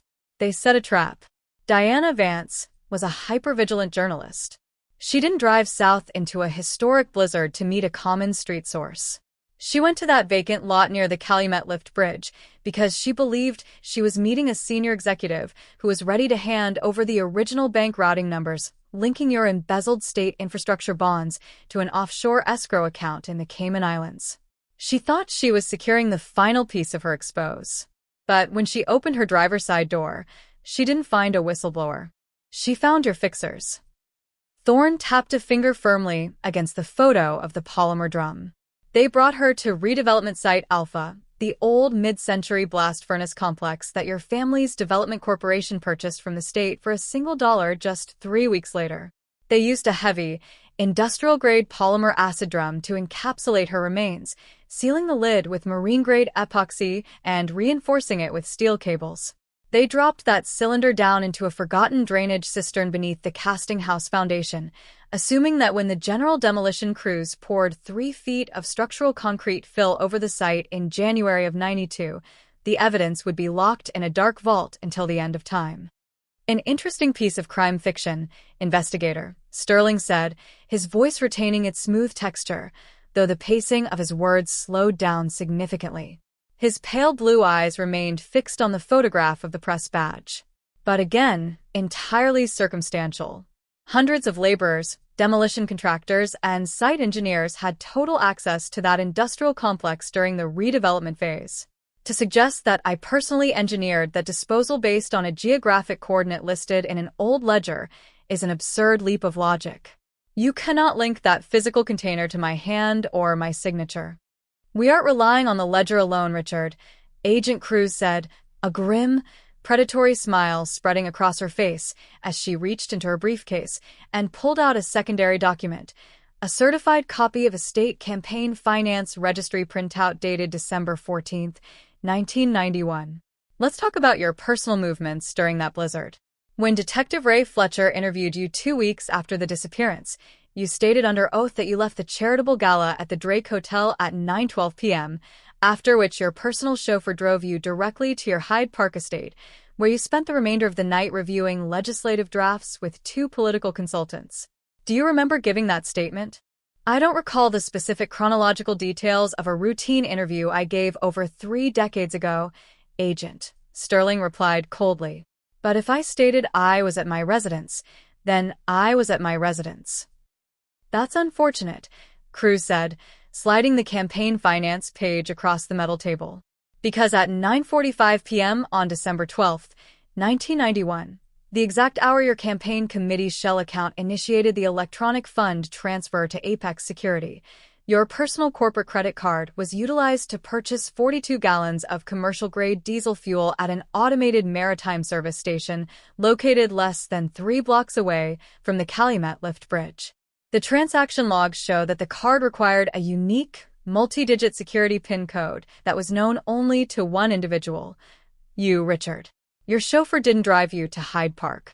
He drove your luxury sedan south into the industrial dead zone, tracking behind the tactical vehicle containing your fixers. You didn't stay home reviewing drafts, Senator. You stood on that gravel lot in a cashmere overcoat, watching your team roll that polymer drum into the open cistern because your entire political future depended on ensuring that Diana Vance never spoke to a grand jury. The revelation hit the interior of the interrogation room like a kinetic charge. Sterling's hands, which had been resting flatly on the steel table, tightened slightly, his fingers curling inward as his knuckles turned a stark, bloodless white against the metal. The legal and political armor he had spent 35 years constructing was meeting a wall of structural, electronic data that he had completely failed to calculate during the primitive landscape of 1991. He had thought himself an unassailable ghost, an invisible force who had executed a perfect, corporate crime and buried it beneath a multi-million-dollar shipping hub. But the system he despised had preserved every digital byte, every automated fuel transaction, every cryptographic routing sequence, waiting for a generation of federal investigators who knew how to turn his own administrative footprint into a cage. "You have a credit card slip from a defunct service station," Sterling whispered, his voice losing its smooth, resonant texture, turning rough, jagged, and cold. The silver-haired elder statesman vanished entirely within the space of 3 breaths, revealing the raw, unadulterated predator that had been nesting beneath his progressive legislation for his entire adult life. The emptiness in his eyes was total, a chilling void that held no human empathy, no regret, and no morality, only a cold, burning hatred for the machine that had finally outsmarted him. That is not identification. That is not identification of an execution. You cannot prove I was inside that casting house. You cannot prove I touched that cylinder. "We don't need to prove it to you, Richard," Thorne said, leaning forward until his face was just inches away from the politicians across the steel table. His voice was steady, quiet, and carried the absolute weight of a hammer striking an anvil. "We are going to prove it to 12 citizens of Cook County. We have your corporate signature on the offshore checks. We have your private security PIN code on the fuel logs. We have the physical container with your victim's press badge sitting on top of it. And we have the forensic archaeological mapping that proves the cistern sat directly beneath the parcel of land your company purchased for $1 3 weeks later. Your own chief of staff broke down in tears when he saw the digital scans downstairs, Richard. He realized that the progressive dynasty he had dedicated his life to serving was built on top of a secret slaughterhouse. The mention of his chief of staff finally shattered Richard Sterling's frozen composure. He didn't erupt into physical violence. Instead, his entire body went rigid, his jaw clenching so hard the muscles along his neck stood out like steel cables beneath his crisp shirt collar. The refined, aristocratic elder statesman vanished completely, replaced by the terrifying specter that had stood in the freezing dark of the Calumet Flats in 1991. "You think you've achieved something historic, don't you, Thorne?" Sterling whispered, his teeth bared in a sinister, empty grin that sent a primal shiver of dread through the room. "You come here with your cyber division, your digital files, and your modern federal task force, and you think you've won the game. But you haven't changed a single thing that matters in this city. For 35 years, I lived exactly the life I chose to live. I was the king of this state. Governors bowed their heads when I walked into the rotunda. Presidents took my phone calls. I shaped the literal skyline of Chicago. I sat at dinner tables with corporate tycoons and international financiers, and I enjoyed the luxury of absolute freedom while that little reporter was nothing but dust inside a plastic tube beneath a shipping dock. I won the game, investigator. I won it every single day for 3 decades. This isn't your victory. It's just the closing of an old account." Thorne stood up slowly, his chair producing a sharp, scraping sound against the concrete floor that shattered the dark atmosphere of the room. He reached down, picking up his leather folder and sliding the photograph safely out of sight, looking down at the politician with a profound, unyielding disgust. "The account isn't closed until the cell door clicks shut, Richard," Thorne said, his voice quiet, steady, and carrying the absolute finality of fate. "And you aren't going back to your executive suite in Springfield. You aren't going back to your historic mansion in Hyde Park. You are going to a maximum security tier at the federal penitentiary, where the walls are gray, the air is cold, and the silence lasts forever. Enjoy your progressive legacy, Senator. It's the last thing you're ever going to own. He turned the heavy brass handle of the security door, stepping out into the bright, frantic chaos of the booking room where Assistant State Attorney Victoria DeShazo was already surrounded by a battery of microphones, ready to announce to the world that the phantom of the Calumet had finally been broken. The media cameras flashed through the glass partitions, their bright lenses capturing the moment the cold case died and the long, agonizing march toward a final, historic trial began.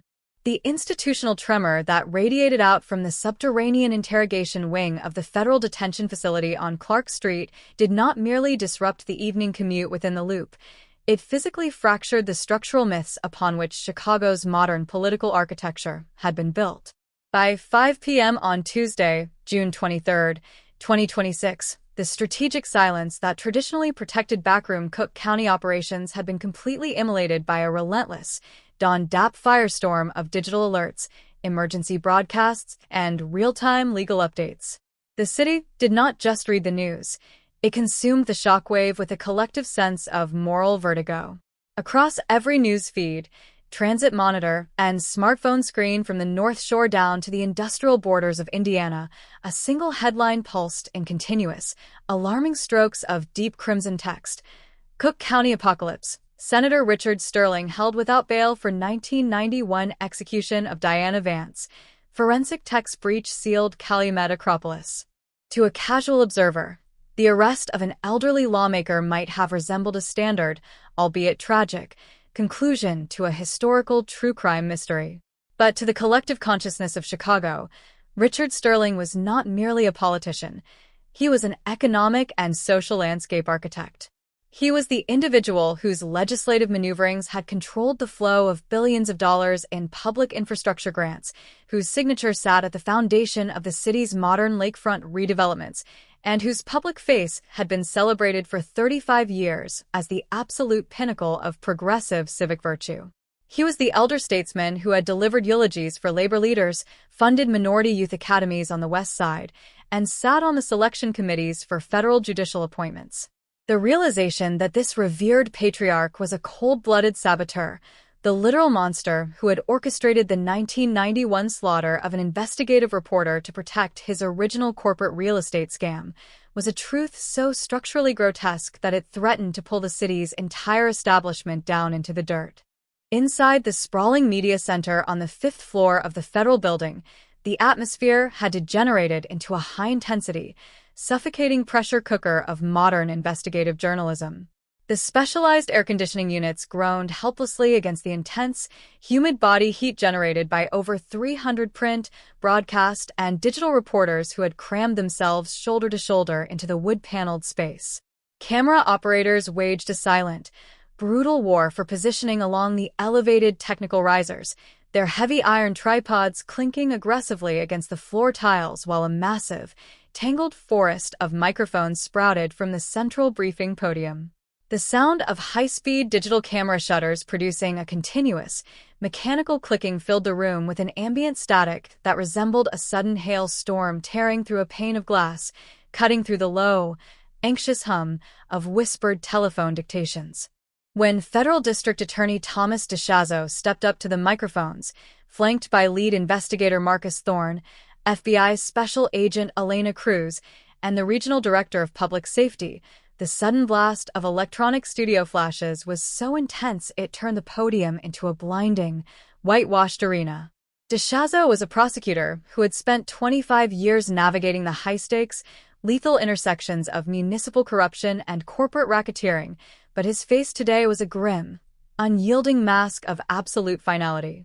He laid his hands flatly on a blue leather folder containing the multi-layered federal RICO indictment, adjusted his glasses, and looked directly into the glass lenses of the center television cameras that were broadcasting his statement live to a stunned international audience. "Good morning," DeShazo began, his voice carrying a sharp, driving resonance that instantly flattened the frantic room into a breathless, static silence. 35 years ago, the city of Chicago was marked by an act of absolute, calculated, and state-insulated violence. The disappearance of Diana Vance from a vacant industrial lot near the Calumet Lift Bridge in December of 1991 was not a random street tragedy, nor was it a robbery gone wrong. It was a structural execution, a cold-blooded silencing of a journalistic voice that had dared to audit the dark cash flows connecting City Hall to the construction cartels of that era. For more than 3 decades, the history books treated this vanishing as an unresolvable myth, a ghost story buried beneath the concrete foundations of our city's expansion. Today, the United States Department of Justice is here to declare that the concrete has officially given up its secrets. He paused, allowing his eyes to lock onto the front row of political columnists who sat frozen over their open notebooks. Earlier this afternoon, acting under the authority of a federal capital warrant issued under the Racketeer-Influenced and Corrupt Organizations Act, a joint task force took physical custody of State Senator Richard Sterling at his legislative offices in the state capitol. Mr. Sterling has been formally indicted for first-degree capital murder, conspiracy to commit kidnapping, and the unlawful concealment of human remains. This indictment is supported by a comprehensive, unassailable matrix of digital financial routing and automated mercantile logs that place the suspect directly at the center of the execution logistics. Furthermore, at dawn today, forensic archaeological units successfully breached a forgotten drainage cistern beneath the old Calumet blast furnace foundation, recovering a pristine, vulcanized polymer chemical drum containing the physical remains of the victim, alongside her original 1991 press identification card. The law does not care how high a suspect's name is carved in granite over our public libraries. We do not care how many progressive bills an individual has signed into law, or how many millions of dollars his charitable foundations control. Justice is an absolute, unyielding arithmetic that eventually balances its ledger, no matter how deep the vault or how long the night. The state will move for absolute detention without bail. The moment DeShazo stepped back from the podium, the room exploded into a chaotic, screaming wall of sound, with dozens of journalists leaping onto their chairs, shouting questions about the involvement of the old construction cartels, the financial stability of the state's pension funds, and the reaction of the surviving Vance family. Investigator Marcus Thorne remained completely motionless behind the prosecutor, his arms crossed over his chest, his eyes fixed on the back exit door. He wasn't listening to the media performance or the political rhetoric of the briefing. His mind was focused entirely on the immediate, savage legal warfare that was already developing in the federal clerk's office downstairs. Richard Sterling was not a common street offender who would sit passively in a federal tier while the state methodically prepared its trial sequence. He was a multimillionaire operator who possessed intimate, deep-cover connections to every elite legal mind in the state of Illinois. Even before the armored transport van had cleared the loop's subterranean expressway gates, Sterling's corporate defense apparatus had launched a massive, multi-tiered counteroffensive designed to neutralize the state's evidence before a single document could be presented to a trial judge. By 4:30 p.m., a defensive phalanx of 5 of the highest-priced, most ruthless criminal defense specialists in New England had materialized at the federal courthouse, led by senior trial counsel Harlan "The Iron Gate" Vance, no relation to the victim, an old-money defense titan known for dismantling capital prosecutions through brutal, microscopic attacks on police methodology and digital chain-of-custody protocols. Thorne walked down the long, echoing limestone corridor of the courthouse's 9th floor, his heavy combat boots producing a sharp, rhythmic thud that signaled his internal velocity. He pushed open the double doors of the task force's temporary command center, where Detective David Miller was surrounded by stacks of historical 1991 mapping dockets, industrial blueprints of the old Calumet casting houses, and a live monitor tracking the local political reactions. The television on the wall showed a live broadcast from the plaza outside City Hall, where groups of stunned citizens were gathering in silence, their faces illuminated by the amber glow of temporary votive candles that had been placed next to old photographs of Diana Vance. Harlan Vance just filed his initial emergency discovery and suppression demands with the circuit clerk, Miller said, looking up from his terminal as Thorne entered the room. His face was a pale mask of sheer physical exhaustion, dark circles swelling beneath his eyes from working 72 hours without a single interval of rest. He's already launching a massive, multi-pronged attack against our digital evidence, Marcus. He's filed affidavits from 2 independent software engineering firms claiming that the Union Pension server database we seized from the West Side warehouse is a corrupted, unverified legacy system that has suffered from 35 years of bit rot, software degradation, and systemic data manipulation. They're going to argue that the alphanumeric substitution code our cyber division broke is a completely arbitrary interpretation, a narrative forced onto an ancient, chaotic ledger by a desperate cold case task force to justify its federal budget allocation.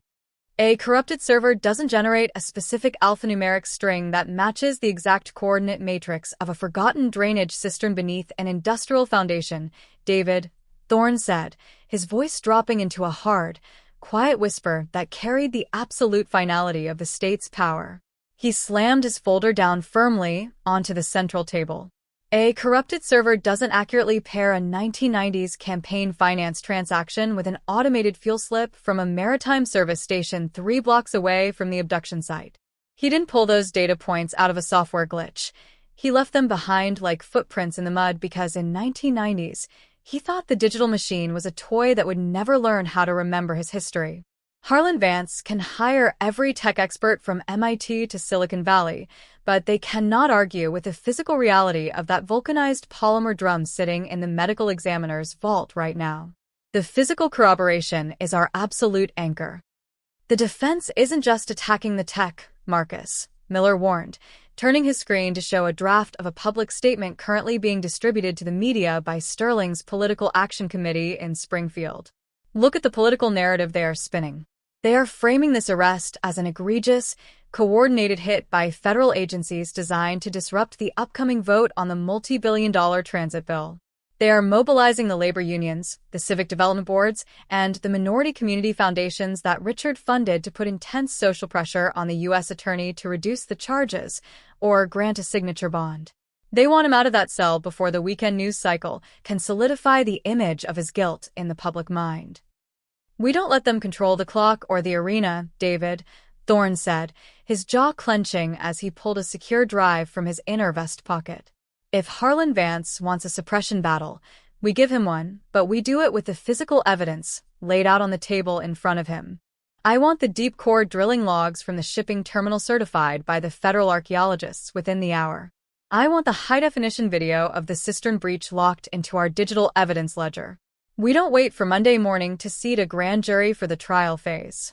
We push for an emergency arraignment tomorrow at dawn, while the city is still watching the unmasking. While Thorne was managing the tactical perimeter of the command post, a secondary, equally dramatic sequence was unfolding at the Cook County Medical Examiner's high-security forensic pavilion on Harrison Street. The contrast between the chaotic, high-stakes legal warfare of the Loop and the cold, clinical isolation of the pathology laboratory was profound.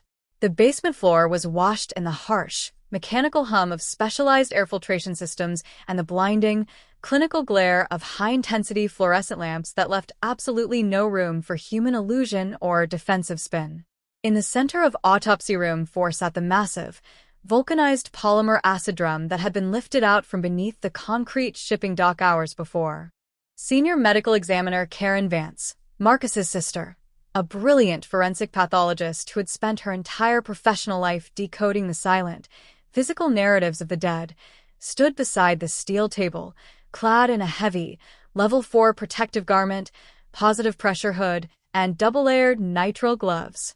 She held a specialized, low-frequency oscillating surgical saw in her hand, its diamond-tipped blade prepared to cut through the hardened layers of marine epoxy and reinforced steel cables that had sealed the container for 35 years. Investigator Thorne stood behind the heavy, double-paned reinforced glass viewing partition, his arms crossed over his chest, his eyes locked onto the black, chemical cylinder. The room inside smelled faintly of ancient river silt, ozone from the filtration units, and the sharp, chemical tang of the industrial polymer itself, a scent that carried the exact atmosphere of that frozen December night in 1991. The extraction is going to require an extraordinary degree of molecular patience, Marcus. Karen's voice came through the wall-mounted intercom speaker, sounding flat, analytical, and entirely detached from the political chaos of the courthouse. She adjusted her surgical visor, using a long pair of forceps to clear a layer of oxidized caliche dust from the top lid of the drum. The marine epoxy that Richard Sterling's fixers used to seal the cylinder was an industrial-grade polyurethane composite designed to withstand heavy chemical exposure. It has cured over 35 years into a hard, glass-like shell that has physically bonded with the polymer ridges of the drum itself.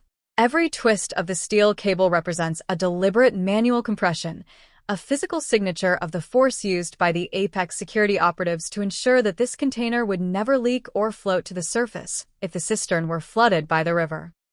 Can you confirm the structural integrity of the interior matrix, Karen? Thorne asked, his voice a low vibration against the glass. Yes, Karen replied, activating the surgical saw. The machine whined with a sharp, high-pitched metallic screech that filled the clean room as its blade bit into the cured epoxy seal, throwing up a fine, white cloud of dust that was instantly pulled away by the negative pressure ventilation ducts. The subsurface digital X-ray scans we ran an hour ago show that the interior of the drum was filled with an anhydrous chemical desiccant compound, a compound that completely absorbed the internal atmospheric moisture and prevented any liquid infiltration from the surrounding Calumet mud. It's an absolute preservation vault, Marcus.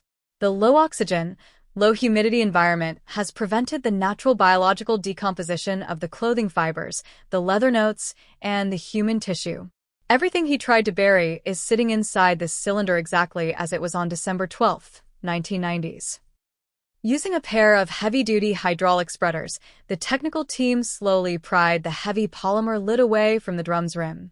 The seal gave way with a loud, protesting snap that echoed through the entire laboratory like a gunshot, breaking a 35-year silence with a physical finality that caused Thorne to hold his breath behind the glass partition.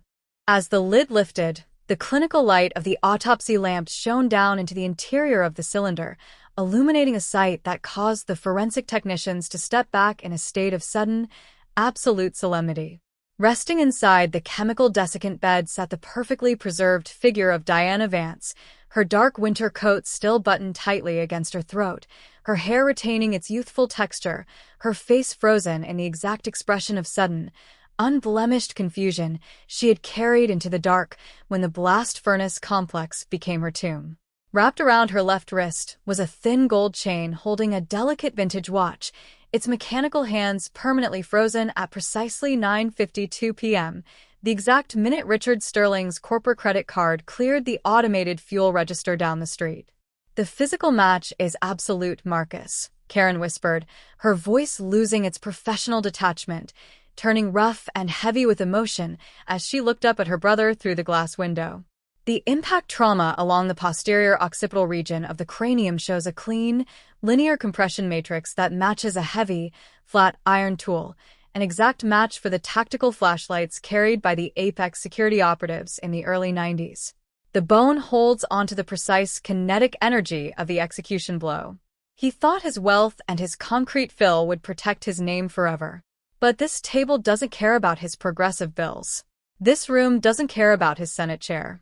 Diana Vance is speaking louder right now than she ever could on the front page of the Sun-Times in 1991. The ledger is officially complete. Thorne stepped back from the glass window, letting out a long, slow breath that carried 35 years of historical failure out of his chest. He left the medical examiner's facility, stepping out into the heavy, humid air of the Chicago evening. The traffic along Harrison Street was a solid, stagnant river of white headlights and red taillights, the city moving with its standard, chaotic rhythm, completely oblivious to the fact that its historical foundation had just been balanced on a stainless steel table beneath their feet. He climbed into his unmarked command sedan, putting the vehicle in gear and accelerating north toward the loop. He looked through his windshield at the glittering expanse of the skyline, the towering silhouettes of the corporate plazas, the high-end luxury condominiums lining the riverfront, and the grand limestone civic monuments that bore the names of the city's ruling dynasties. He realized that every light burning in those windows was an illusion. The families sleeping inside those high-end developments, the international financiers, leasing those glass offices, and the progressive institutions that prided themselves on their modern virtue were all living inside a structure built on top of a hidden slaughterhouse. The unmasking of Richard Sterling was not just the resolution of a cold case homicide. It was a total, systemic baseline shift that would force Chicago to look at its own wealth and its own history with a permanent sense of shame and suspicion. The phantom was broken, the trophies were secured, and the long, brutal march toward a final federal verdict had officially crossed the point of no return in a city that would never look at its own architecture the same way again. The heavy brass-reinforced doors of Federal Courtroom 14 North did not merely open.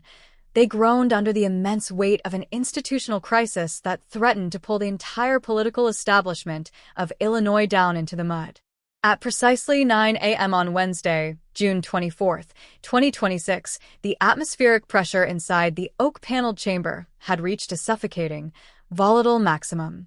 Every single spectator bench was packed shoulder to shoulder with senior legislative aides, corporate real estate executives, and veteran political strategists from Springfield, their faces uniform masks of pale, sleepless anxiety.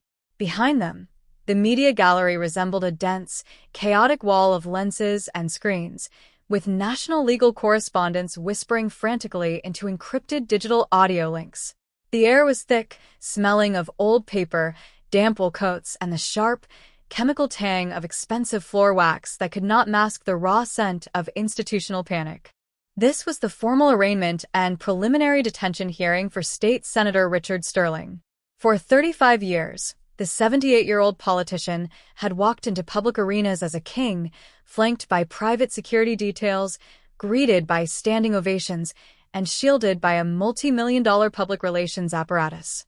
Today, he entered the courtroom through the secure rear prisoner lockup door, his movements restricted by the heavy, mechanical clinking of a three-point steel restraint chain locked around his waist, wrists, and ankles. He was no longer wearing his custom-tailored wool suits or his signature silk ties. He stood before the bar of justice in a coarse, orange federal detention jumpsuit, his silver hair slightly unkempt from a night spent in a maximum security isolation cell, his skin appearing dull and bloodless beneath the harsh, unyielding fluorescent lights of the courtroom. Yet, despite the orange uniform and the physical weight of the steel chains, the calculated, sociopathic discipline of the politician had not entirely shattered. As Sterling took his seat at the defense table, his pale blue eyes swept across the gallery, mapping the faces of his political allies with a cold, piercing intensity that carried an implicit threat. He did not bow his head. He sat with his spine perfectly straight, his chin lifted with an air of absolute, unearned majesty that signaled his total refusal to surrender the narrative. Beside him stood his defensive phalanx, a $5 million array of white-collar litigation power led by senior trial counsel Harlan "The Iron Gate" Vance. Vance was a legendary, silver-haired master of the federal courts, a man whose career was built on the systematic destruction of state evidence and whose voice carried a booming, aristocratic authority that had rescued corporate titans and cartel associates from federal penitentiaries. Across the central aisle sat the federal prosecution team, commanded by District Attorney Thomas DeShazo and lead investigator Marcus Thorne. Between the two tables sat the focus point of the entire litigation, a large, high-definition presentation monitor that currently displayed a digital image of the frozen gold wristwatch recovered from Diana Vance's left wrist inside the forensic clean room just 14 hours prior. The mechanical hands of the watch were locked in a metallic stasis at exactly 9:52 p.m., a permanent, physical record of an execution that was about to collide with the sophisticated legal armor of the defense team. The United States District Court for the Northern District of Illinois is now in session, Judge Evelyn Whitmore presiding. The court-martial announced, his voice flattening the room into an instant, breathless silence. Judge Whitmore, a veteran jurist known for her unyielding adherence to procedural precision and her total intolerance for political grandstanding, adjusted her robes and looked down over her elevated bench. Her eyes locked onto the defense table, her jaw set into a firm, uncompromised line. We are here for the formal arraignment and detention review in the matter of the United States versus Richard Sterling, case number 26 CR 8411. The defendant stands charged under the Racketeer-Influenced and Corrupt Organizations Act with capital murder, conspiracy to commit kidnapping, and the unlawful concealment of human remains. The government has filed a motion for permanent pretrial detention without bail. Mr. Vance, your client has received the formal indictment. How do you plead? Harlan Vance stood up slowly, his physical posture entirely relaxed, his tailored charcoal suit draped perfectly over his broad shoulders as he leaned forward, placing his hands flatly on the mahogany defense table. We plead absolutely not guilty, Your Honor. Vance's voice boomed through the courtroom, carrying a rich, theatrical resonance that instantly challenged the state's authority. He turned his head slightly, throwing a dismissive, calculated glare toward DeShazo and Thorne. Furthermore, the defense has filed an immediate, emergency motion to suppress the entirety of the digital financial records, the automated fuel logs, and the physical contents of the container recovered from the Calumet shipping terminal. We are asking this court to dismiss this indictment with prejudice, because what the government has presented today is not a portfolio of legal evidence. It is a predatory manipulation of ancient, unverified data designed to execute a political assassination against a sitting state senator. Vance stepped out from behind his table, pacing the well of the court with a slow, heavy deliberation that turned the courtroom into his private theater. Let us strip away the sensational, direct-to-media rhetoric that the district attorney displayed on television yesterday afternoon. The cornerstone of the government's entire probable cause statement rests on a legacy mainframe server seized from a defunct construction warehouse on the west side. They claim their cyber division broke a 35-year-old alphanumeric substitution code that connects a campaign trust fund to a private security firm called Apex Security Solutions. But they have completely failed to disclose to this court that this legacy database has suffered from over 3 decades of severe bit rot, digital degradation, and systemic file corruption. It is an unverified, obsolete accounting ledger that has passed through dozens of unknown hands before falling into a federal storage locker. To use an unauthenticated, ancient piece of software code to strip an elder statesman of his liberty is an administrative outrage that shatters every standard of due process under the Fifth Amendment. Vance slammed a thick, blue-bound binder of scientific affidavits onto the podium, his eyes narrowing as he looked up at Judge Whitmore. I have provided this court with sworn statements from 2 of the leading software engineering professors at the Massachusetts Institute of Technology. They have analyzed the government's decryption protocols and have stated under oath that the alphanumeric substitution code utilized by investigator Thorne's team is completely arbitrary. It is a subjective narrative forced onto a chaotic, fragmented data field by a desperate cold case task force seeking to justify its federal funding allocation. If you alter a single variable in their cryptographic matrix, the name Richard Sterling vanishes entirely from the ledger, replaced by random noise. You cannot incarcerate a human being based on an algorithm that changes its answers depending on who is pulling the lever. Judge Whitmore adjusted her glasses, reviewing the defense affidavits on her digital screen, her expression remaining entirely illegible. She turned her gaze toward the prosecution table. Mr. DeShazo, the defense is raising a fundamental challenge regarding the authenticity and structural integrity of your digital origin point. If your ledger is a corrupted artifact of software degradation, your probable cause matrix begins to fracture. How does the government respond to the defense's medical and technical analysis? District Attorney DeShazo did not stand up immediately. He allowed Pendleton's theatrical echo to fully fade from the room, letting the silence become heavy and uncomfortable before he slowly rose from his chair, holding a single, slim white folder in his hand. He did not slide documents across the table. He walked straight to the podium, his voice cutting through the defense's rhetoric with the sharp, clean precision of an executioner's axe. Your Honor, counsel's performance is a brilliant exercise in technical obfuscation, designed to comfort the corporate real estate boards that are currently watching their stock valuations dissolve on the morning news, DeShazo stated, his voice quiet, steady, and carrying the absolute weight of the state's power. But the law does not operate on theoretical software models or paid academic affidavits. It operates on physical, undeniable corroboration. Harlan Vance can claim that our alphanumeric substitution code is a subjective narrative, but He has completely failed to explain to this court how a subjective narrative possesses the supernatural capacity to predict the exact geographic coordinates of a hidden forensic vault buried 6 feet beneath a reinforced concrete shipping dock. DeShazo hit a button on his console, and the digital display screen behind him transformed, replacing the image of the frozen wristwatch with a high-definition, multispectral digital radar scan of the Calumet shipping terminal. "This is not random software noise, Your Honor," DeShazo barked, his voice dropping into a hard, driving cadence that forced every eye in the room onto the screen.